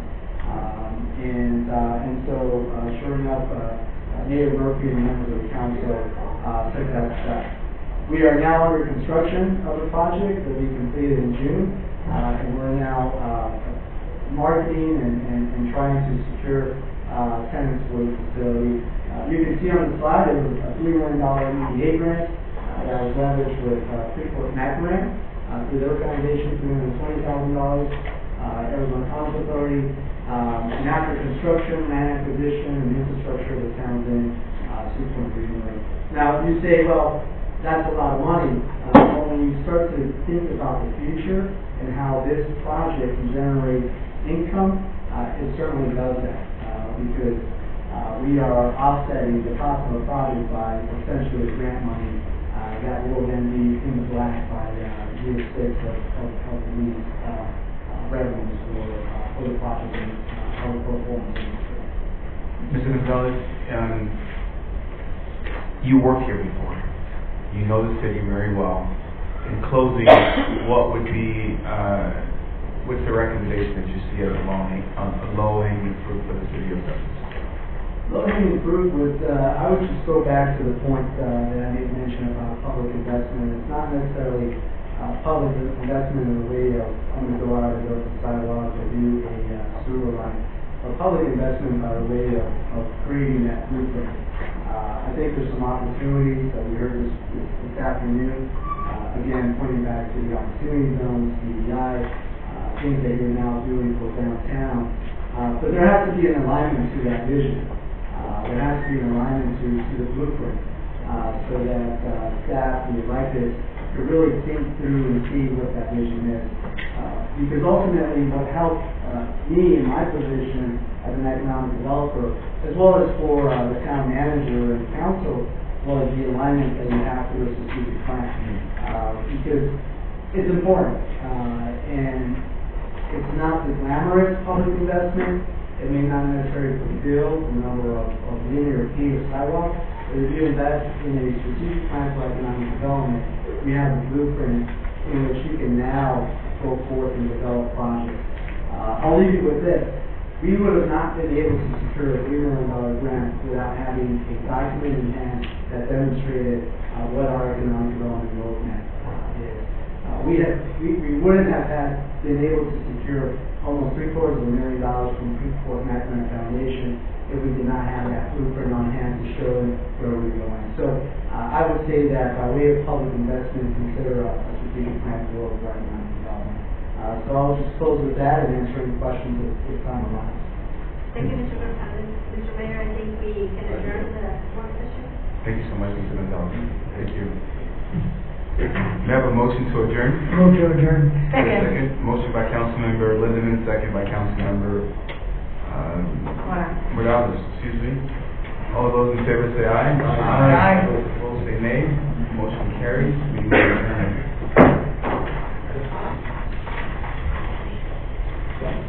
I'd like to call this meeting to order, and since we did the pledge of allegiance, we're not going to go through it again.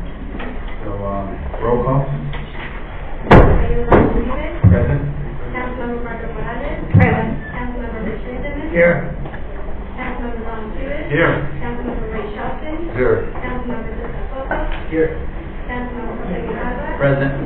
City Manager Victoria Watson. City Attorney Juan Pablo Flores. City Treasurer Lisa Rosa. Present. And Mr. Mayor, I believe, just for the record, the city manager is excused. She just stepped out for a minute, and Mr. Flores is back. Perfect.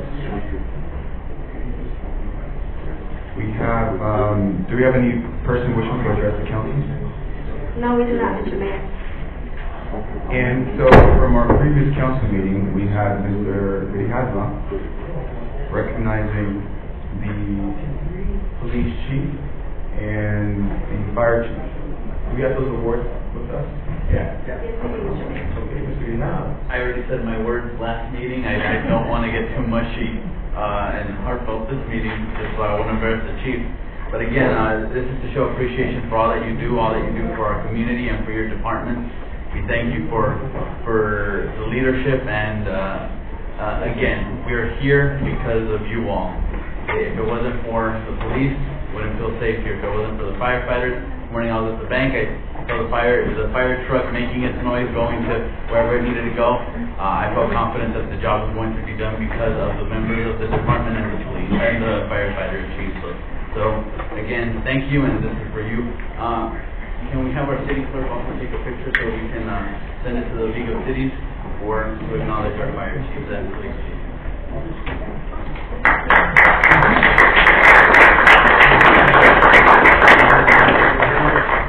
Can we turn the lights?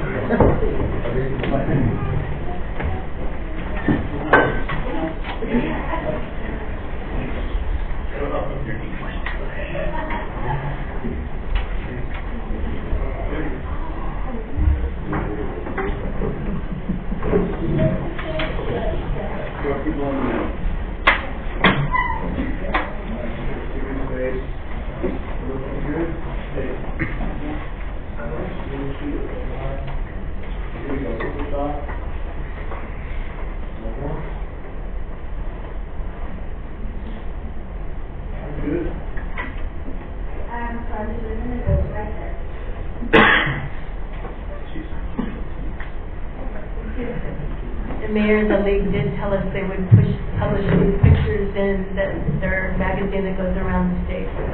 Terrific. Item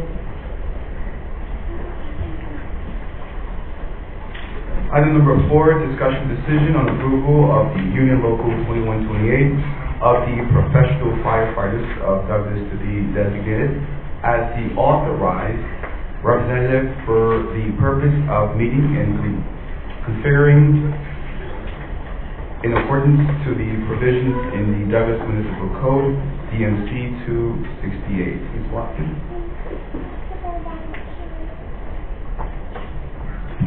Good evening, Mayor and Council.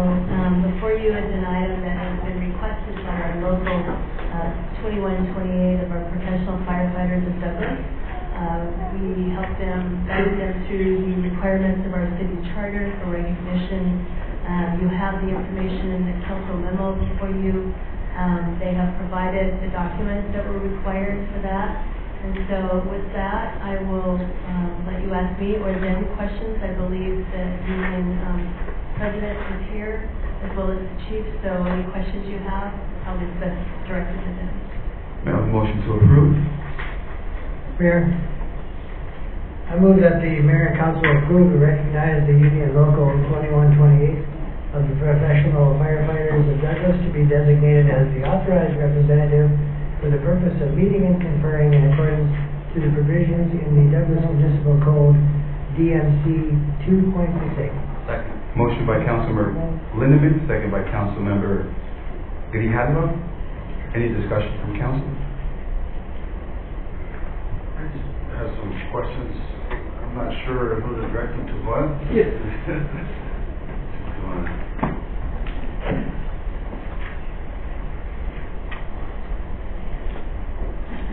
Well, first and foremost, I just want to make sure that this is what you guys want, and the way it's been laid out, and everything like it's been presented to us. Have you had a chance to review everything and everything? Yes, I have, and we went over it as a group, as a union, and it was great. I think this is the start, and to better ourselves, to better the department. So, I mean, I think it's great. So everything I do, I just don't do it on my own. It's a majority vote, of course. So I don't speak on my behalf here. I speak on the firefighters, on you. Okay. And if I may follow up, I know you guys have been organized for how many years now? Firefighters Union. Before I did, A long time. 10 years, but before that, but we never had the meeting preferred, like the police do. We were never recognized by the city. I think now is more than ever, especially because of the port of entries that are growing, potential growing. Most of all, it just gives us a voice that I think we need as the majority of the fire department. So that leads me to a thought. Did you not feel you didn't have a voice before, or I want to help you. Okay. So I'm curious to see what changed. I like to compare it to council. In other words, you guys are the voice of each different sectors in the city. That's what I like to see myself, and these guys. I'm not just representing myself, but I'm representing the firefighters, which is 20 plus union members. Ultimately, I mean, we work together 24 hours, sometimes more than that. We get to see each other. We know the problems in and out of the fire department, but what's good coming from the fire department. That way, I think it's important that we have that voice of council and mayor knowing what's coming from the majority of the firefighters there. So that's why it's not that we're upset because it's only one voice or nothing like that. No, it's just to support us, to support our leadership. It's just part of fire department growing in especially in Arizona. It started from Phoenix, Tucson. It's just part of it. Having a voice. Well, I feel a little bit close to you guys because you guys you sleep in Ward 3 all the time, and so I count you as one of mine. And so I would hope that you would always feel that the door is open. Oh, thank you very much. And always know that because you're there in our little ward, I feel akin to you and want what's best for you. And I would hope you'd always come, even if for some reason the majority doesn't come out, that we could always, the council could always hear you. Oh, thank you. And always make that happen. And it goes to show, our families, our kids, we don't. The thing about the fire service, it's not a business. We're not in competition with each other. We're not saying who can get the most patients, who can start better. We have a saying in the fire service, from day one to our academy. Two guys go in, two guys come out. So there's no sole person. And we unite, we're together. We serve you together. We're family. And it's true, firefighting is a family business. It's not, there's no way around it. Same thing with the police department and those public service bodies. Thank you. Any other comments? Mayor? Mr. Lindeman? Yeah, thank you. When this was brought to our attention, I was actually surprised that this hadn't been done before. And here I've been sitting in this chair for how many years? Really? That hasn't been done formally? So I'm very pleased that we are able to do that now. And thank you very much always for your service and your help to the community. Thank you, guys. Like the opportunity came up, like I said, it was a perfect opportunity, for our guys. Thank you. Mr. Grijalva? I just wanted to say, you mentioned that this is the opportunity to do this, and again, this is where I want to thank Chief Lomeli, because I feel like, I'm not comparing any former chiefs to anything, but it fits with you guys. I think this is a perfect time with the leadership of Mrs. Watson too. And I mean, I see a lot of you guys at the gym. So there's been a change in personalities. You're smiling. Your leadership also with these guys. Back to Councilman Lindeman's point, I didn't know this either. So, I mean, for me, this is the least that we can do, because you all are a call away, and you have to get there, at a certain amount of time. It's not an easy job. We see your families here, but at the same time, a lot of you guys might not have been with them during Christmas time, during Thanksgiving, during the New Year's. You were there for us instead as a community to protect us, to help us, serve us. So I appreciate this. And again, this is, I think, the least that we can do for you. And I'm sure council will agree. The door is always open. If we can do anything for you all, for any employee of the city, I mean, we're here. You're also our constituents. So thank you for everything that you do for us. Thank you. Thank you, guys. Thank you. Dave, just thank you for coming. And I'm like them. I always thought if things were what had already been done 20 years ago. Catching up, I guess. I want to thank you all for being here tonight. I want to thank you, Mr. Gonzalez, for having the courage. Look, I'll address the elephant in the room here. And I think it is important for you to have a voice at the table. And things in the past have not been done correctly, where a certain voice was being presented here, and that's not the case. And I've heard it throughout my different time when I come across some of you all saying, look, this is the situation, and so-and-so doesn't speak for the entire firefighters.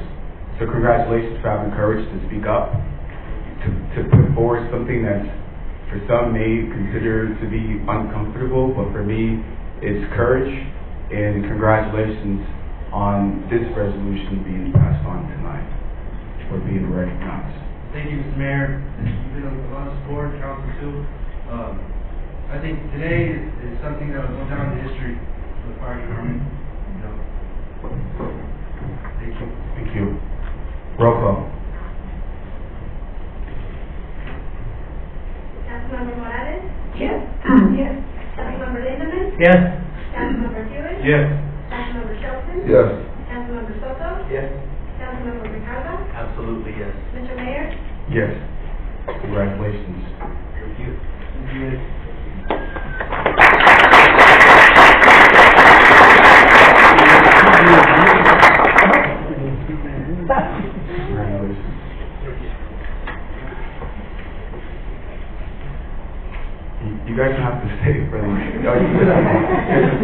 Yeah, we want pictures of this, okay? Sorry. Let's go again.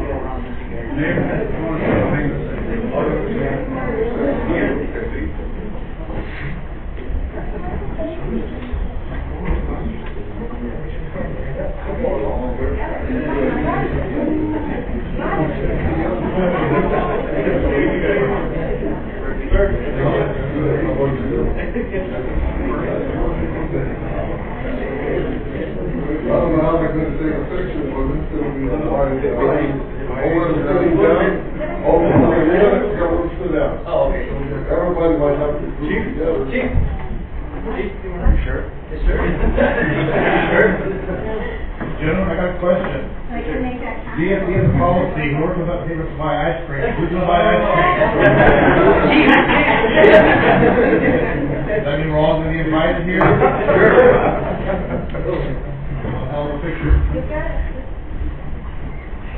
Okay, if you guys squeeze in just a bit more on the end. Right in the middle, squeeze in a bit. There we go. Sideways a little. Hold on a second. Actually, that's gonna work. Okay, here we go. Couple shots. So ice cream for the fire department plus the city of Douglas. Okay, I'm set. Thank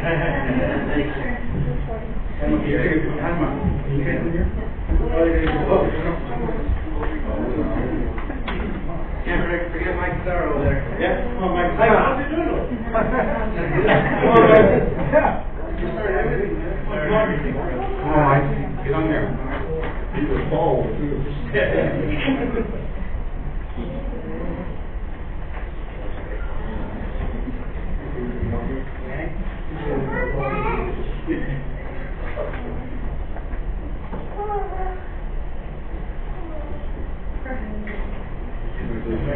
Thank you guys all so much.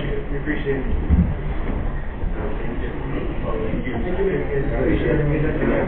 Thank you all.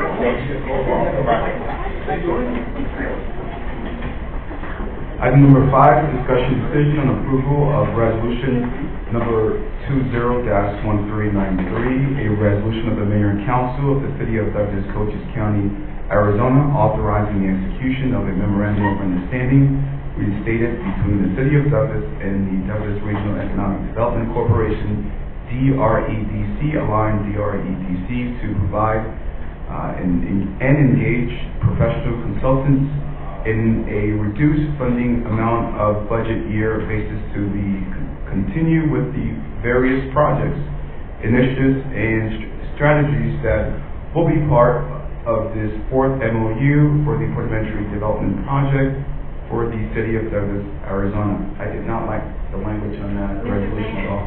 Mr. Mayor, members of the council, I didn't want to interrupt you, but we do have the owner for El Burron here. I don't know if you want to do the liquor license First? before we Okay. do, any action or motion on the resolution, and that item may be longer than the liquor license. Very good. Do we have that on here? I don't see it. I don't have it.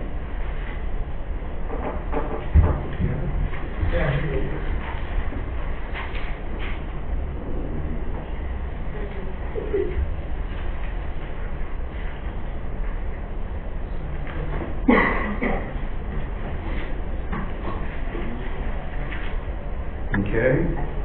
Discussion, decision on approval of liquor license application series number 12 submitted by Francisco Javier Borjorquez Almanza for the Budon restaurant located at 1008 Cochise Avenue in Douglas, Arizona. And do we have the background of that? Yes. No, but do we want to provide the background from our city manager? I believe the finance director may provide background information on that, or? Mr. Mayor, members of council, the application was submitted, received, for the application of the liquor license at the location. We have posted the application at the required location according to the ARS statutes for the required period of time of 20 days. And we have met those requirements, so, staff recommends approval of the license. Thank you, Mr. Mendoza. May I have a motion to approve? Mayor, Mr. Lindeman? I move that the mayor and council approve the liquor license application series number 12 submitted by Francisco Javier Majorquez Almanza for the Barone Restaurant located at 1008 Cochise Avenue, Douglas, Arizona. Is there a second? Second. Motion by Councilmember Lindeman, second by Councilmember Grijalva. Any discussion from council? Mr. Mayor, if I may, Mr. Buick? I have one question that a constituent posed to me today that I didn't have the answer for. So I don't know if the staff has it. Is there any other liquor license in that area? Now, it's not a deal killer or anything, they were curious. I don't think so. I didn't think so, but I told them that. Councilmember Hewish, yeah, we know that, Food City and the liquor store there sell the liquor, different series, but as far as the serving of alcohol, I don't think there is. I don't think we have an active in the area there. Okay. That's what I thought, but I wanted to confirm it. Yep, thank you. Any other comments, questions? Mr. Mayor, I just wanted to ask, I didn't notice in the packet, did you have the liquor liability insurance? Excuse me? Do you have liquor liability insurance? Yes, Specific? once that gets approved, all that is coming in. All right, thank you. Mayor, Mr. Grijalva? if I could just quickly mention that they've been in business for 9 years, they want to expand. To Mr. Shelton's point of thinking outside the box, can't think of another restaurant that, that type of restaurant that serves liquor. And also, there was a comment made to me that they're also, when they're going to show a fight or a big event, and people might be over drinking, they're also going to be offering them rides home. So again, that's thinking outside the box, that's something unique, and I applaud them for that, Fantastic. Fantastic. Any other comments? Hearing none from council, roll call. Councilmember Morales? Yes. Councilmember Lindemann? Yes. Councilmember Hewish? Yes. Councilmember Shelton? Yes. Councilmember Soto? Yes. Councilmember Grijalva? yes. Mr. Mayor? Yes. Motion carries. Congratulations. Thank you. Congratulations. Thank you.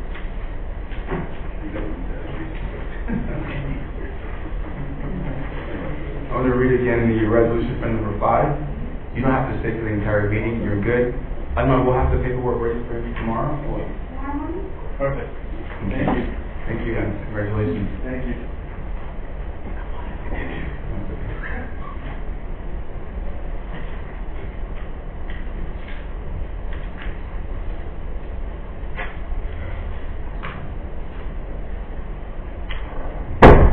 Well, Alma is passing out paperwork. I'm going to reread the resolution for item number 5. Discussion decision on approval of resolution number 201393, a resolution of the mayor and council of the city of Douglas, Cochise County, Arizona, authorizing the execution of a memorandum of understanding restated between the city of Douglas and the Douglas Regional Economic Development Corporation, DREDC, allowing DREDC to provide and engage professional consultants in a reduced funding amount on a budget year basis to continue with the various projects, initiatives, and strategies that will be part of this fourth MOU for the Port of Entry Development Project for the city of Douglas, Arizona.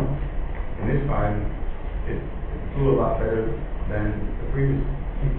So, Mrs. Watson, are you throwing the background there?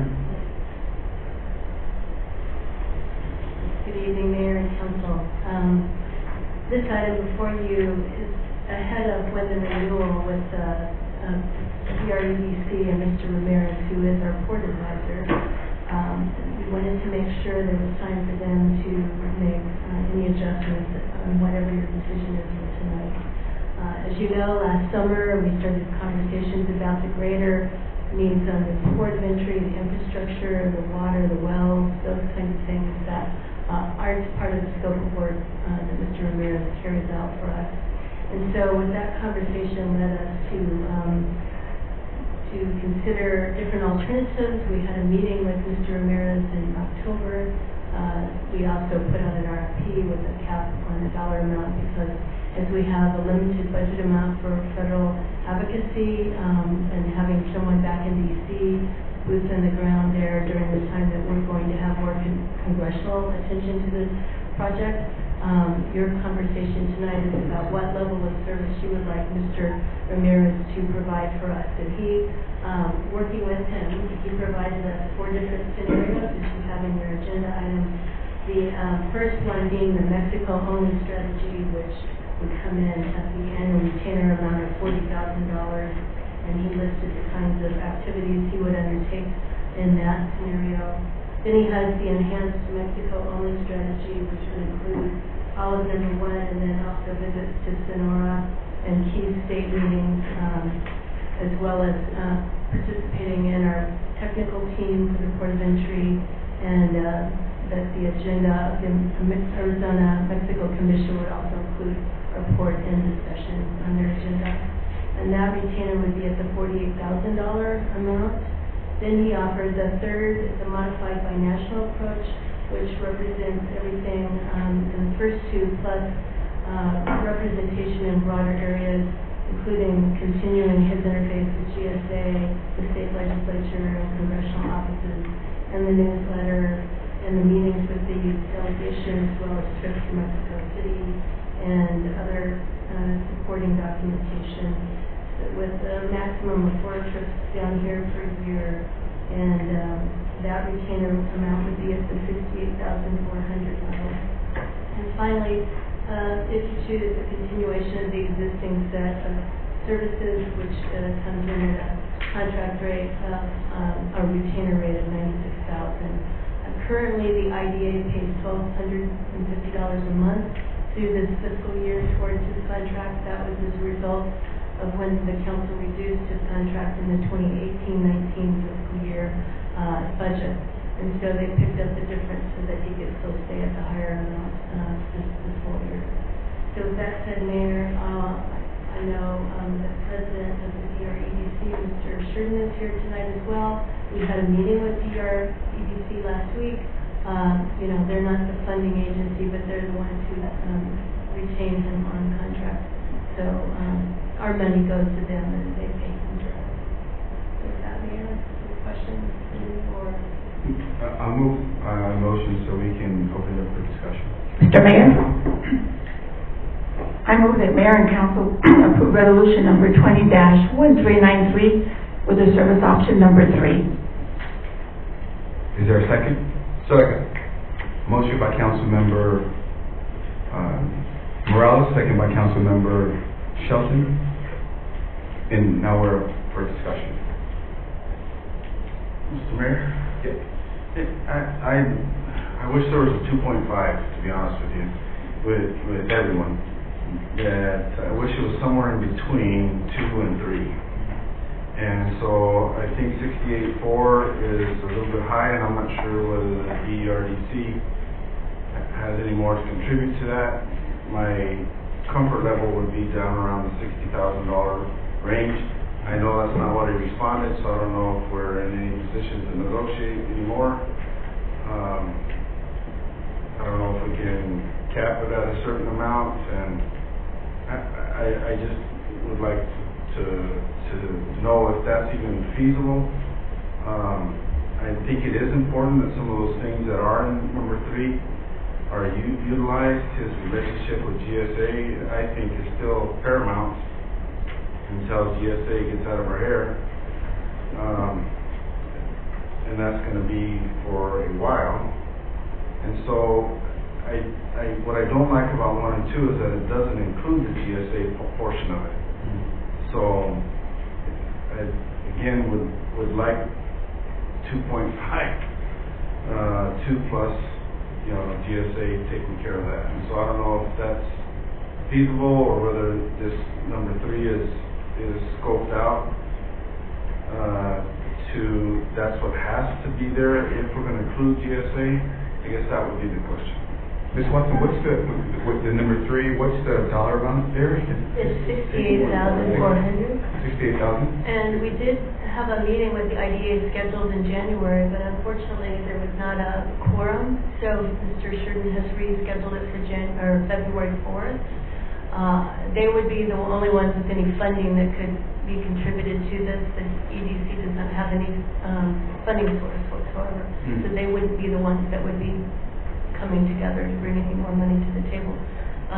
So, that remains open right now, but if the council, decides on a certain dollar amount tonight, then the IDA will know if they're willing to consider it. We did have a member of IDA that's on EDC in the meeting last week, so he got to hear the discussion, and Mr. Ramirez came down to that, because he contracts directly with them. So, I'm sure whatever motion you wanted to put, you could probably come back and let us know. Mr. Mayor, I just wanted to comment.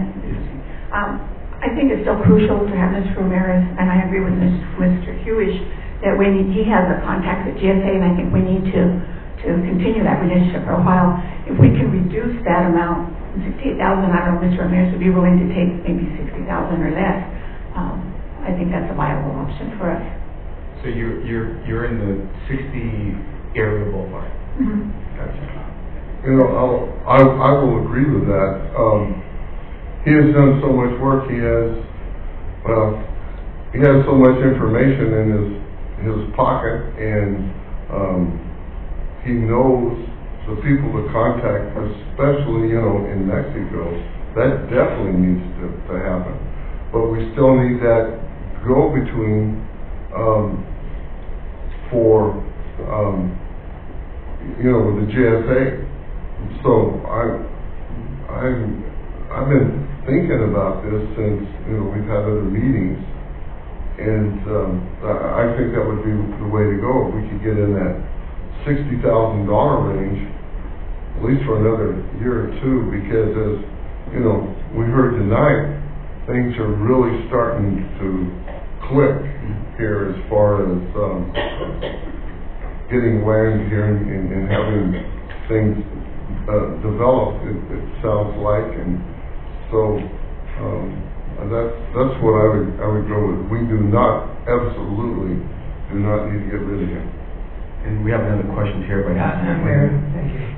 I'll follow through after you. Okay. In the discussion with Mr. Ramirez and Ramirez company, we've talked before, and I've asked him before to provide a travel log referencing the meetings he attended, with whom, what's the purpose, is there an outcome. Never has he provided that. I followed up with, do you have any letters from officials in Mexico that you're visiting with in support of our endeavors or any MOUs? You never provided any of that. So I'm distressed to see that there's no option 0. Now, if he wants to continue with making the contacts in Mexico, well, I can understand that. Maybe option 1. Now, as far as GSA goes, that's a government entity. I don't think that he has a lot of say with the government entity. He may know people. I just don't think he does. And so I'm telling myself and my constituents that we've got to trim down, and there's no need to go out and spend big money on a lobbyist when all we're getting is, a pretty little booklet, and it's recycled information. So, as far as that goes, I think you, Mr. Mayor, have made contacts and formed relationships and garnered support from the many stakeholders and officials, and to your credit, you've already done all those things. You have good relationships across the line and everything. And so I'm wondering, unless IDA or somebody wants to kick in, the full funding, I would only go up to option 1. Thank you. Mr.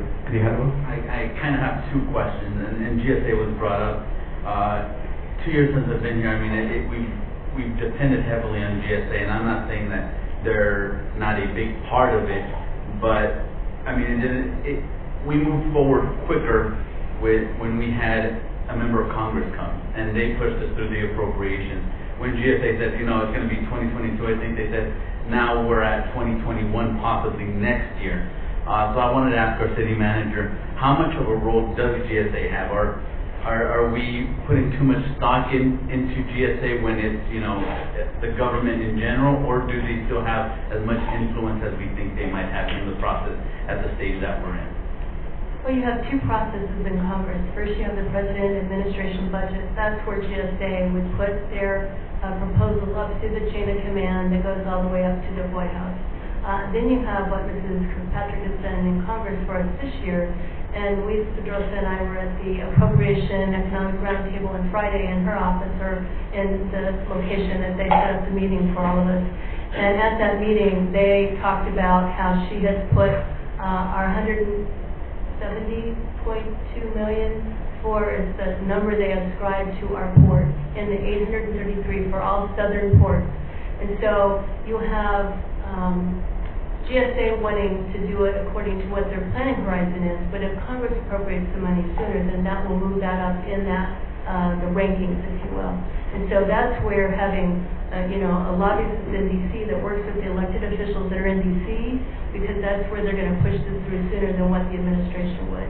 And so that's why when we brought forward an RFP to a group to respond to, then that would help us know how they can do that.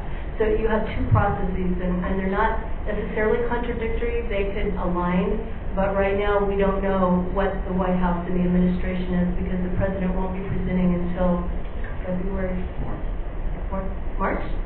No. Okay. February. Yeah, okay.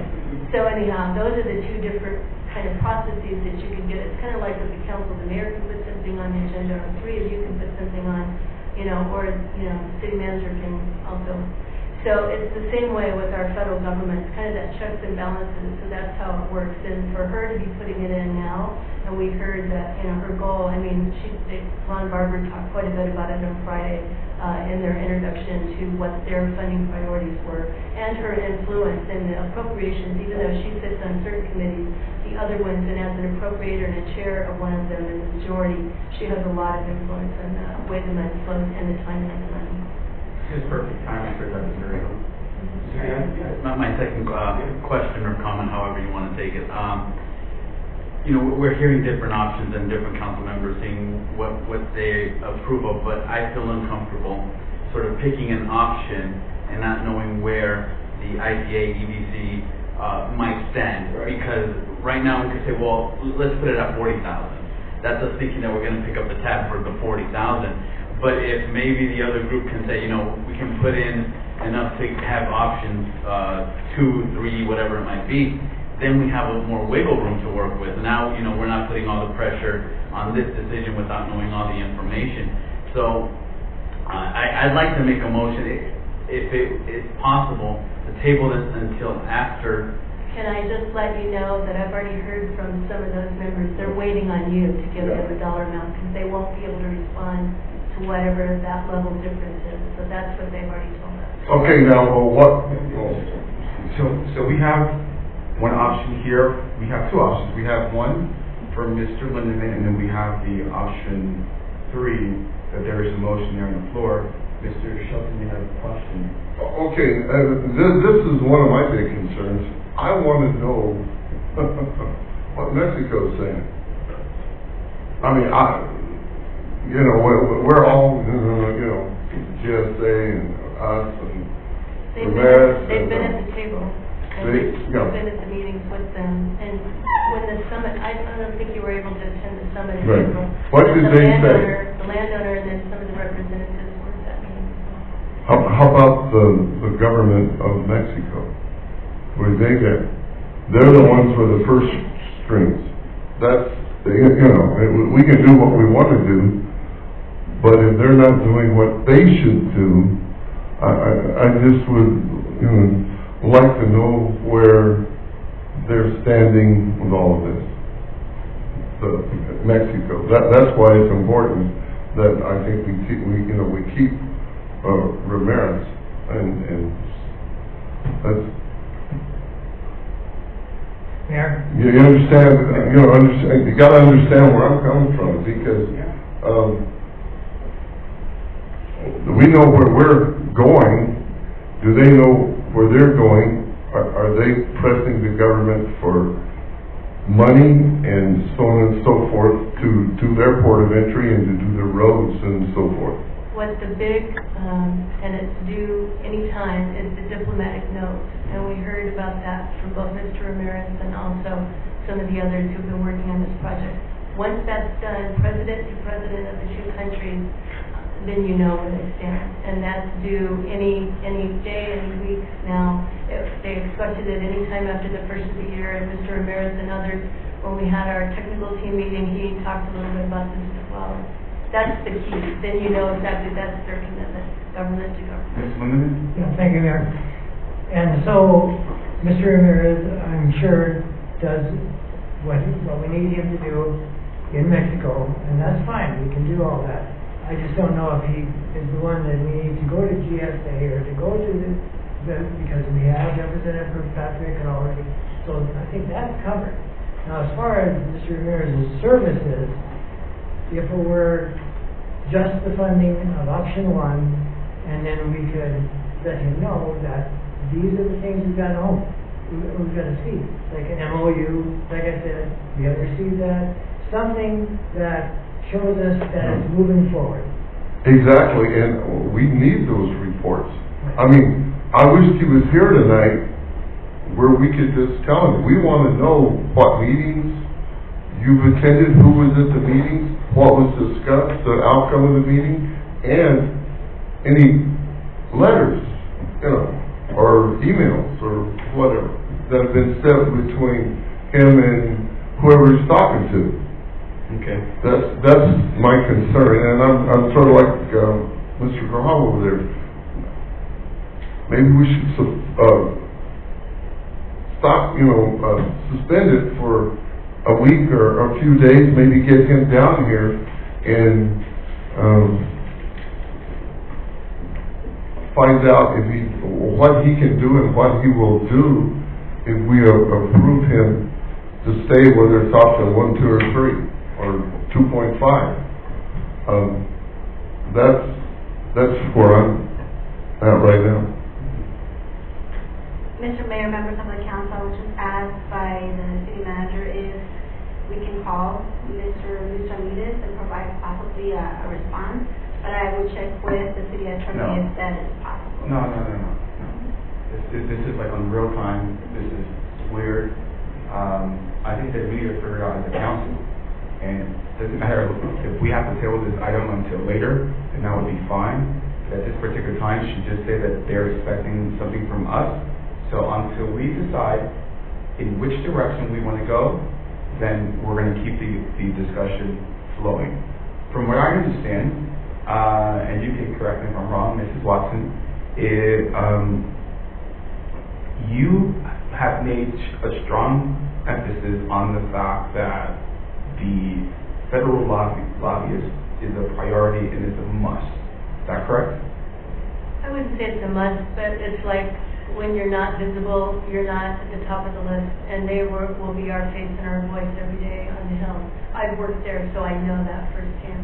It is an important thing to do, and how you do that, that's the only way to have somebody that can do that is when they actually have an office in Washington. The public has been very skeptical about the direction of this project because we've talked about it for so many years, and you have people out there that are constantly asking how far, how close, hot, cold, where are we?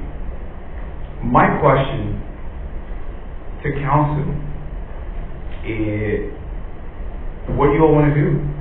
We're close. Mrs. Shelton, you asked about Mexico.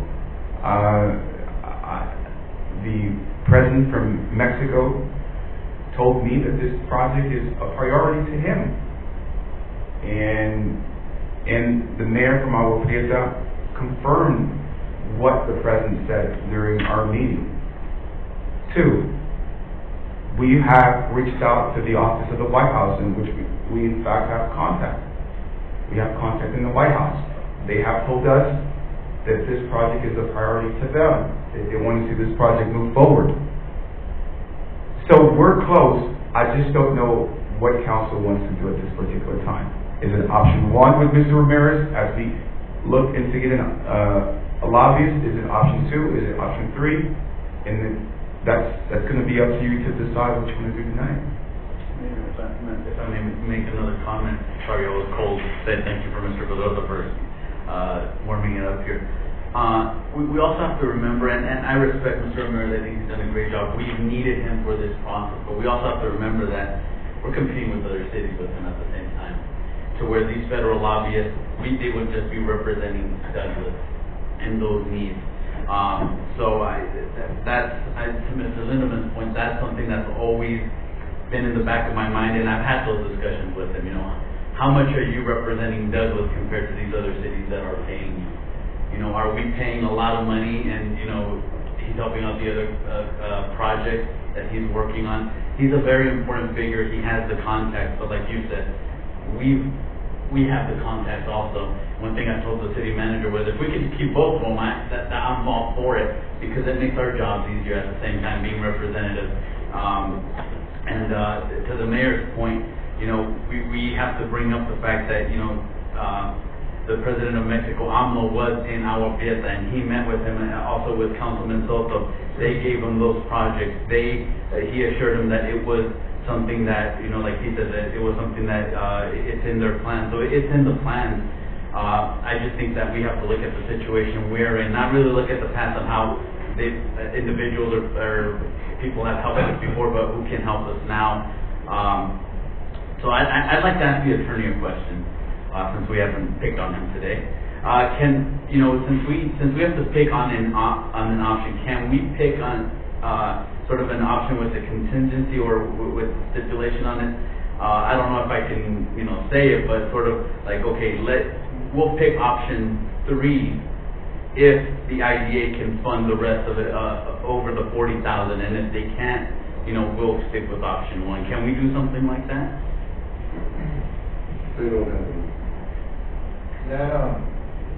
That's a definite possibility there, Councilman Grijalva. The contingency is definitely there.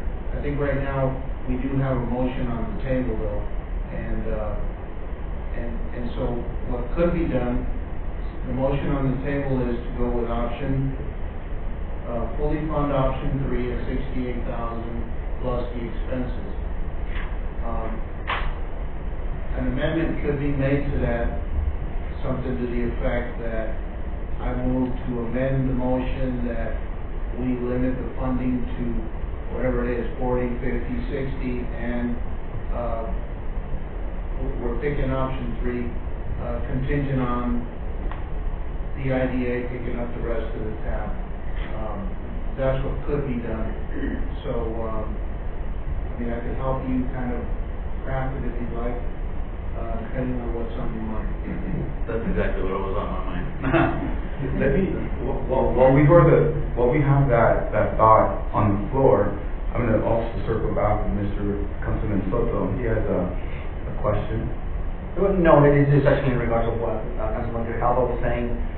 If in fact we go with that amendment and let's say they don't have the money and say no, we can't support that, then we're going to have to come back on a later date and address this again and pick another option. In the meantime, can Mr. probably Ramirez provide us with a different quote or a different kind of services like Mr. Councilmember Hewish was saying at 2.5, that it will be probably cheaper? Absolutely. Going back to Mr. Ramirez is definitely a possibility, but I think Mrs. Watson has already pretty much taken care of that. We have those options.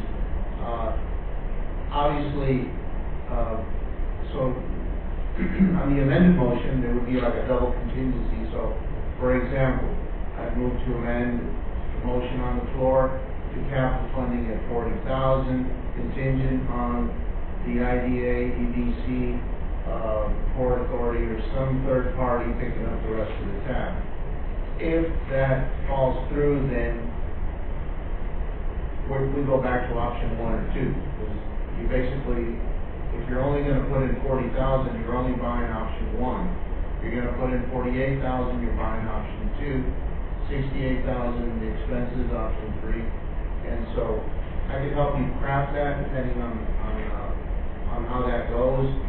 And, with a fallback provision, like a double contingency, if you will, depending on what level of funding you want to supply. Mr. Mooney? If the council would agree, the amendment could be withdrawn and the second withdrawn, and we could do another motion. Motion as well. Right, that is true. Mrs. Morales? I'm just going to ask, since Mr. Sheridan is here, Yes. could he shed any light on this, or can he provide any information to us? That's what I'm saying. In reference to your funds, no. You mean on the IDA picking up a portion of it? I can't speak for the entire board, but I have a feeling they're going to say no to a big chunk of money. There you have it. What, would you have a guess? No, I know. You We have a can't say. meeting next Tuesday, then we'll know. Okay. Mr. Flores, I Which we, have a question. So the motion for the $40,000, right?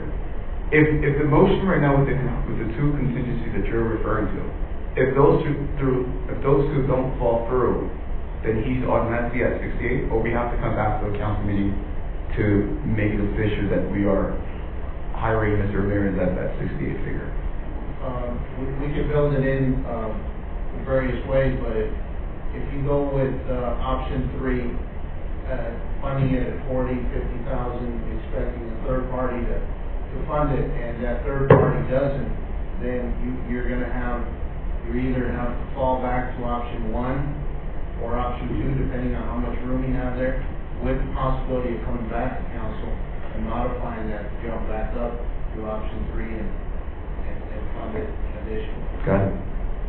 But I think what Mr. Sheridan is saying is that they're willing to consider it, but they're doesn't sound like they're willing to do some heavy lifting on it. Mayor, if I may. Yes. To Mr. Sheridan's point, he said big chunk. At the same time, we don't know what that big chunk is. So I mean, is that big chunk 5,000, 15,000? We're asking for, I think, 20,000 is this, So I kind of feel uncomfortable with that answer in a sense because we don't know for certain. Mm-hmm. So, is it possible, to have one of us at that meeting? He's got a question. Yeah. Mr. Mayor, the reason he can't say for sure is because the IDA has meeting requirements, they have open meeting law requirements as well. So he can only give you his opinion in essence. Sure. Thank you, Mr. Flores. You're right. Ms. Sheridan? Welcome to the A podium. big chunk would be $40,000 or $50,000 is what I'm referring to. Okay. Now, we subsidized this year, 1920 at $15,000. Do I think we could be there? Yes. But any more than that, I'd be real surprised if they said higher than that. So if I may ask him a question, Yeah, so yes, that of course. the contingency on 3, where we would go 40,000 and they would go 25,000 or 20, something like that, right? Less than 30. Right. That would not be considerate of the big chunk that he's talking about. Right. It sounds to me like your optional motion would probably have to fund it at 40,000. 40 would be somebody third party picking up 28,000 plus the 8% or whatever travel expenses he has. If you go up to 50,000, then they would only be picking up 18,000 plus the whatever other expenses. And Mayor, if I may also say, because that is something I saw with the travel expenses. Again, to Councilman Lindemann's point, we don't know how he's traveling. We don't know what he's billing us on. We don't know all these things. That, again, makes me uncomfortable where, okay, I'm traveling, and, are they overspending on the traveling? Is it a steakhouse or is it McDonald's? We don't know. But again, we're just getting the bill for it.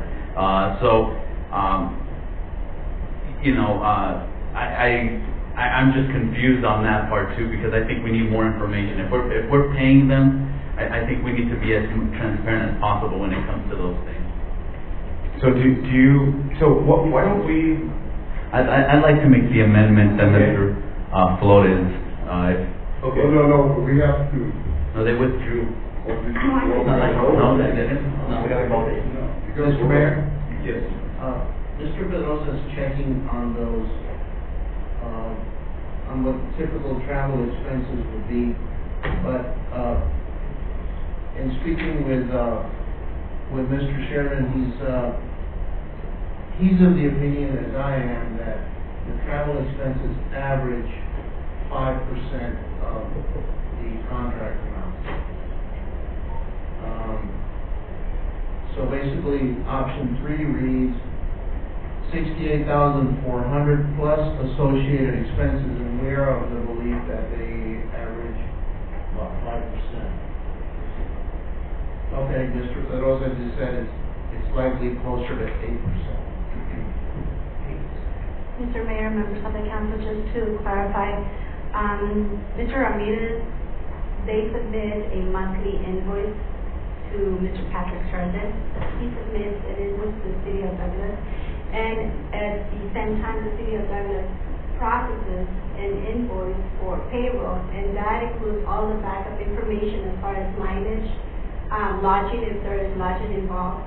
So all of the background information is included with our payroll specialist, and we can provide that to you at the request of. So right now, then, there is a motion on the floor. You seem to want to make an amendment. You want to amend the motion. Hang on, Mr. Hang on. So you want to. Hang on. Okay. They need to withdraw there, right? So then you want to amend the on the floor we have option 3, but you want to go at 40,000, correct? 40,000 contingent on the third party providing the additional funding. Okay, Mr. Shelby. I think when we do this, we need to be like what Mr. Lindemann said. I'd like to get a little report on what he's doing, what phone calls he makes, who he talks to, any pertinent information, because we haven't gotten that. How come I see all these reports and you haven't? Well, I'm okay. Because I've gotten them. I'm just gonna sit down. You do that anyway. Mr. Shelton, if I can, so can we direct administration to give us those money, what Mr. Ramirez gives those reports to the city, can we get them also? Yes. Yes, absolutely. They're also online. Yes.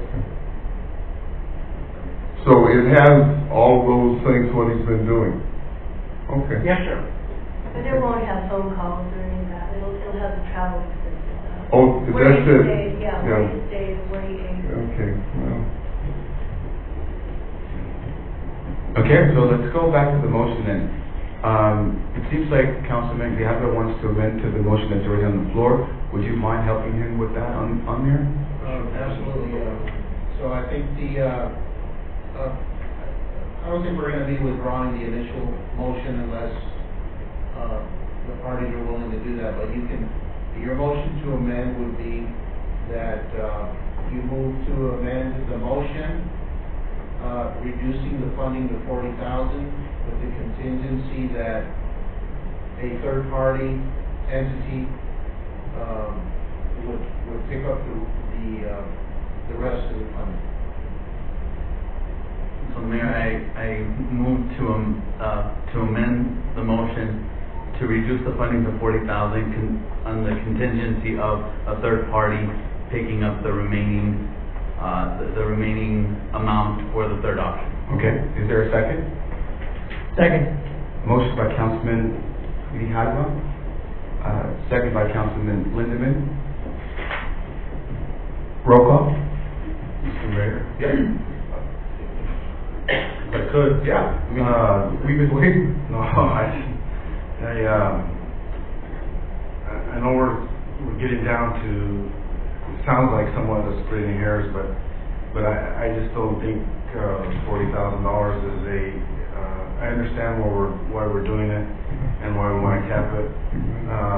But I would personally feel more comfortable in the $48,000 range, which is $4,000 a month. And but or 50. Can we discuss that for a little bit and see if it's worth making another amendment? This whole time we've been having this discussion about figures, and now we already have a motion on the floor with the amended item on there, and if no other council members have another comment to add, we're going to jump into the roll call. Okay, I would really like the $50,000, because who knows, if they don't do it, we're you know, that way you want to put in as much if you don't have it. I mean, and then we could go from there. I'm like with a $50,000 going into it. You were 50. Yeah. I go with 50. Mayor, Yes, I mean. Mayor, may I ask our city manager how would that affect? Because again, you're coming from the perspective of the federal lobbyist. So if we go from 40 to 50, is it a deal breaker for the lobbyist, or Linking to our. as far as us having the money to do it? Mayor, members of council, just throwing the numbers, we budgeted $95,000 for the port of entry. Federal lobbyists would be capped at 70,000, I believe. Right. So whatever we fund this position, Mr. Ramirez, is we are going to be at 70, at 40, we're going to be at 110. So we are going to be over, even at the $40,000 range. So we need to find that funding elsewhere, not in the port of entry budget. So it will have to be from another source. So to Mr. Hewish's point, Councilman Hewish and also Councilman Shelton. So let's say that passes, right? We go with that one. So as you said, Mr. Cardoso, we have to find the funding to it. Can then we meet maybe in a special meeting, if we have to go, in executive session, I don't know the legality of that, and then possibly with the city manager's recommendation of where to find that money? Because I don't want to sort of pass a motion and then say, or pass something and then say, leave the city manager in a bind where, if we don't have the money, have her hands tied in a sense.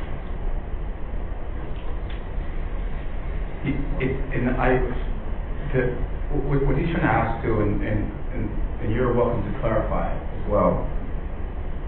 How much did we budget for the port of entry? Mr. Mayor, that's the $95,000. $95,000. We currently are trying to negotiate with Mr. Ramirez. It seems like there's now the 50, and we're also trying to add the federal lobbyists into our funding. So we as the governing body have to determine how we're going to fund these two positions as well. I mean, we need to figure out if we're at 95,000, we're at 110,000. So we're in the bind, and we have to determine project, money, what do we have to do at this particular time. So this is the perfect opportunity, the perfect time for us to ask questions, because I don't know how we're going to find the funding for something that we didn't budget for. Mr. Shelton? Can I speak? Mr. What time is your meeting next Tuesday? 11 a.m. 11 a.m. would we want to call, just for a special meeting on Tuesday to get this taken care of? I mean, I know it's a week, but at least we know how much money you might have available, and then we would know and we could go from there. Mr. Hughes? I'm not sure if it'll help or make anybody feel more comfortable, but I think what I was referring to is the level of services in the close to $60,000 range of level of services. I don't want to put any extra burden or pressure on the IDA, ERDC, et cetera, and so I do feel somewhat comfortable with capping it in the 40 range, hoping that they would make up at least 15. And so so I'm a little bit more comfortable in that area, because I was again, what I was referring to is what I thought was the overall funding type level. Yeah, so you like this one at 40? 40, 45.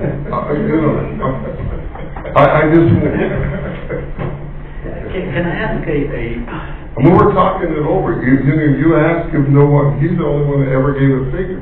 No. And now we're trying to get figures and. Sure. I just want to make sure that when we move in on a motion that we understand. Well, yeah. So Mr. Jack, before we can. I want to ask our attorney, can I ask a question about, funding that we're getting from different projects? Is that appropriate to sort of put into this discussion? Or is it okay if I just say it and then you say, well, no, you can't say that? Well, Mr. Mayor, may I kind of answer your question beforehand?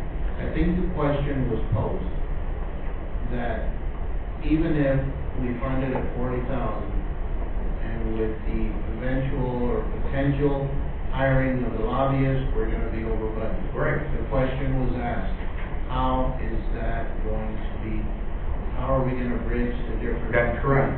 The actual cost of those services and the actual budget amount. I think that question's been answered yet. I think that's what Mr. Grijalva is trying to do. He's trying to answer the question for the administrators, but the answer has to come from, they can certainly suggest, but I think the answer for the available streams of funding need to be coming from people that run the. I honestly do not feel comfortable at this particular time, not knowing where the funding is going to come from. If we said that we had a specific number in our budget, we are back in the black, we're building our reserve.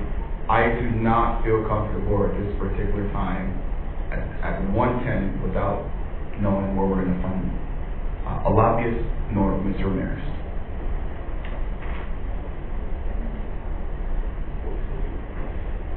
Mr. Mayor, so I guess it begs the question of what do we feel is most important? Right. And the reason I say that is because we have not voted on the lobbyists at all.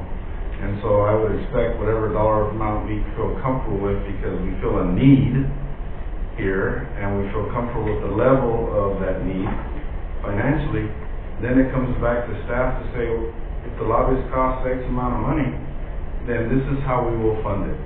And so I think that's when the suggestions will come in and be offered by staff that this is the way we can do it. But we have to be realistic, though. And let's be realistic, Mr. Hughes. There's no lobbyist who's going to come to Douglas, Arizona for $70,000.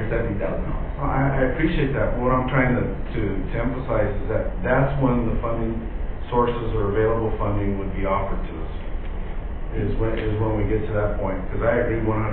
That price is screaming due, and so it's needed there.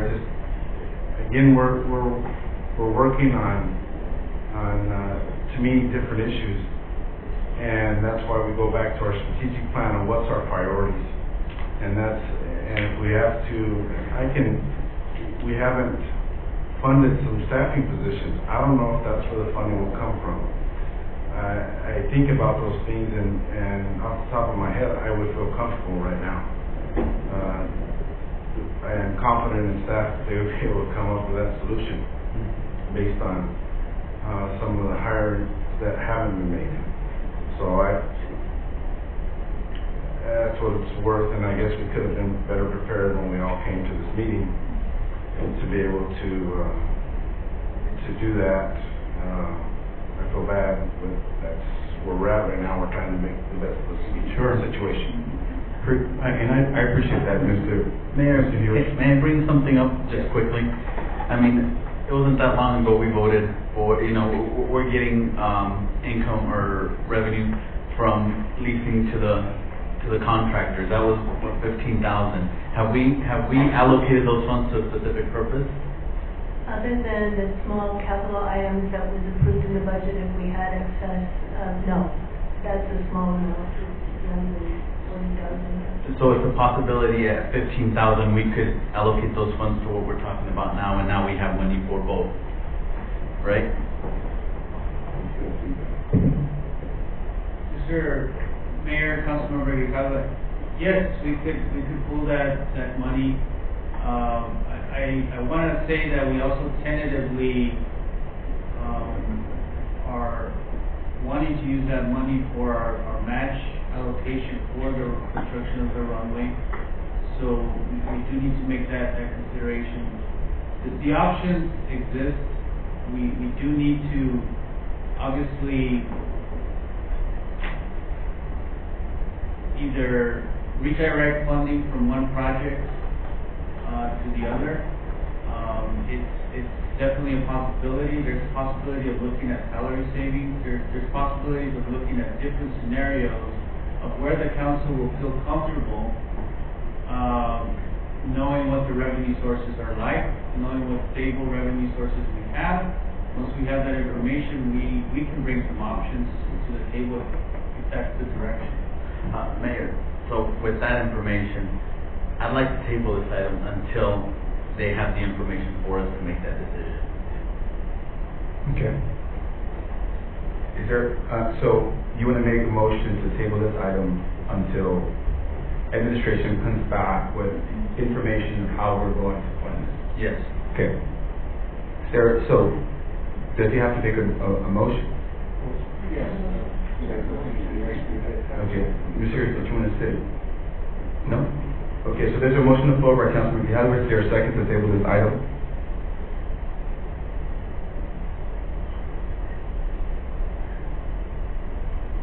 Motion fails. So we're back to the conversation of how we're going to fund. So then we're going back to where we were. Motion on there is that with the two amended, the 40,000. So without any discussion, that's what we have on the floor, and we're going to go. Mayor, Mr. Hughes didn't make the motion, right? He didn't amend it?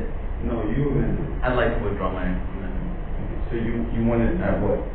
I'll just withdraw it. You withdraw and you keep. And we'll say, if Mr. Hughes wants to make that motion or that amendment. At 50,000? Okay, so it goes back to you. All right, so, Mr. Grijalva withdraw his motion to amend. Mr. Lindeman has to withdraw his motion. I withdraw my second. Okay. All right, so now we still have a motion on the floor for option 3 of the full funding. Okay, so we'll entertain the amendment. Okay.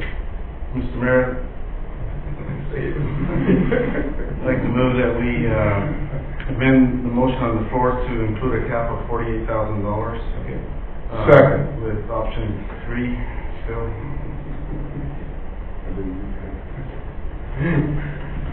Motion by Councilmember Lindeman, second by Councilmember Shelton. I would definitely be associated with that motion. Motion by Councilmember Hughes, second by Councilmember Shelton. I was thinking 45.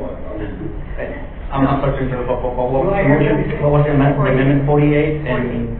He's at 48 max, contingency. 48 max contingency. 48. Yeah. On third-party funding. On third-party funding, correct. Okay, so we're good, Council? Roll call. Appreciate it. Mr. Mayor, members of the council, just to clarify, this will be an amendment to option number 3 by Mr. Hughes and second by Mr. Shelton.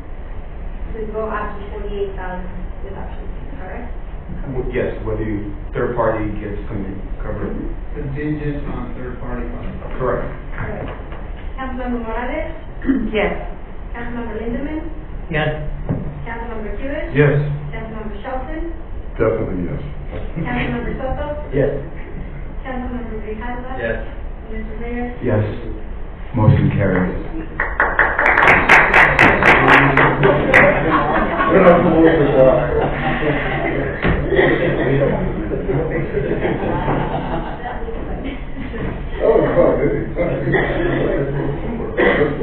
Mr. Flores, so we have to, do we have to go back to that motion that we had on the floor there? Yes, we do have to go back on the motion on the floor. For the well, I mean, as amended. Or whatever's left over, which, and it needs a yes vote. Roll call. Just for clarification once again. So the first motion I have from Councilmember Morales, second by Councilmember Shelton, to go with option number 3, at 68 plus expenses. Right, but it's been amended to 48, so now they're just voting on, Okay. on option 3 right now as amended, Perfect. Okay. Councilmember Morales? Yes. Councilmember Lindemann? Yes. Councilmember Hewitt? Yes. Councilmember Shelton? Yes. Councilmember Soto? Yes. Councilmember Grijalva? Yes. Mr. Mayor? Yes.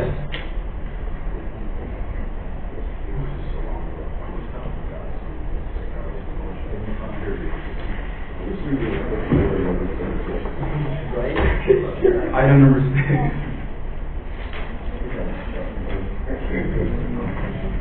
Discussion decision to call for and conduct an executive session under the authority of ARS 38-4310387 for consultation with the city attorney and administrative staff in order to consider its decision and instruct its representative regarding negotiation for the purchase, sale, or lease of real property as relates to 1815 East 9th Street, parcel number 409-17046 and 902 8th Avenue with parcel number 409-07049 and 409-07050, all in Douglas, Arizona. Mr. Mayor, Mrs. Morales? I move that mayor and council adjourn to executive session. Second. Motion by Councilmember Morales, second by Councilmember Shelton. Exiting the chamber at 6:47. Very bathroom break.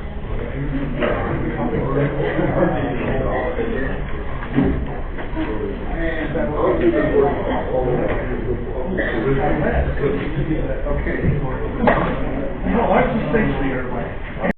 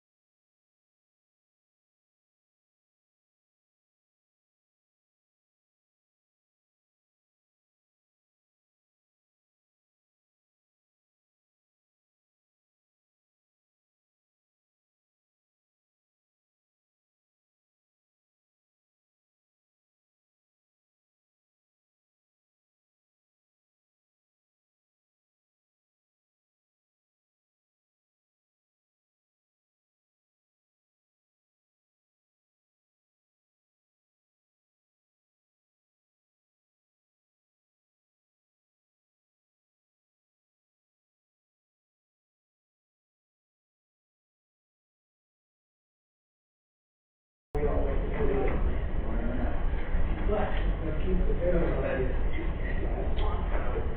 with you, man. I don't know what this thing is. And, he did agree with me. I wanted to know, who you talking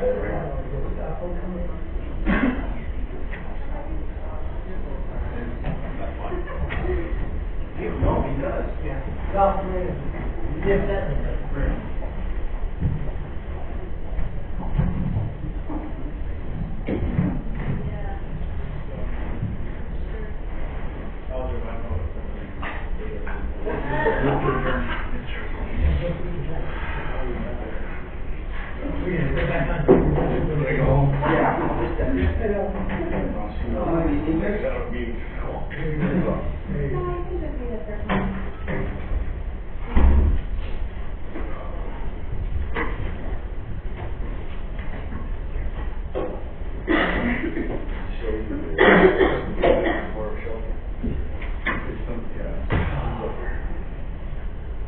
Are you ready?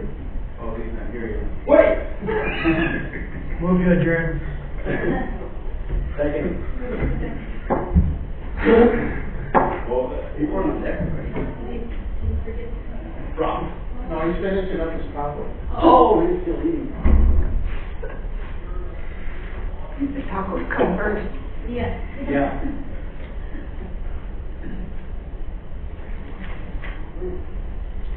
Let's figure out if you want to shoot or six. I take it home. I say yes. He was eating. Like what?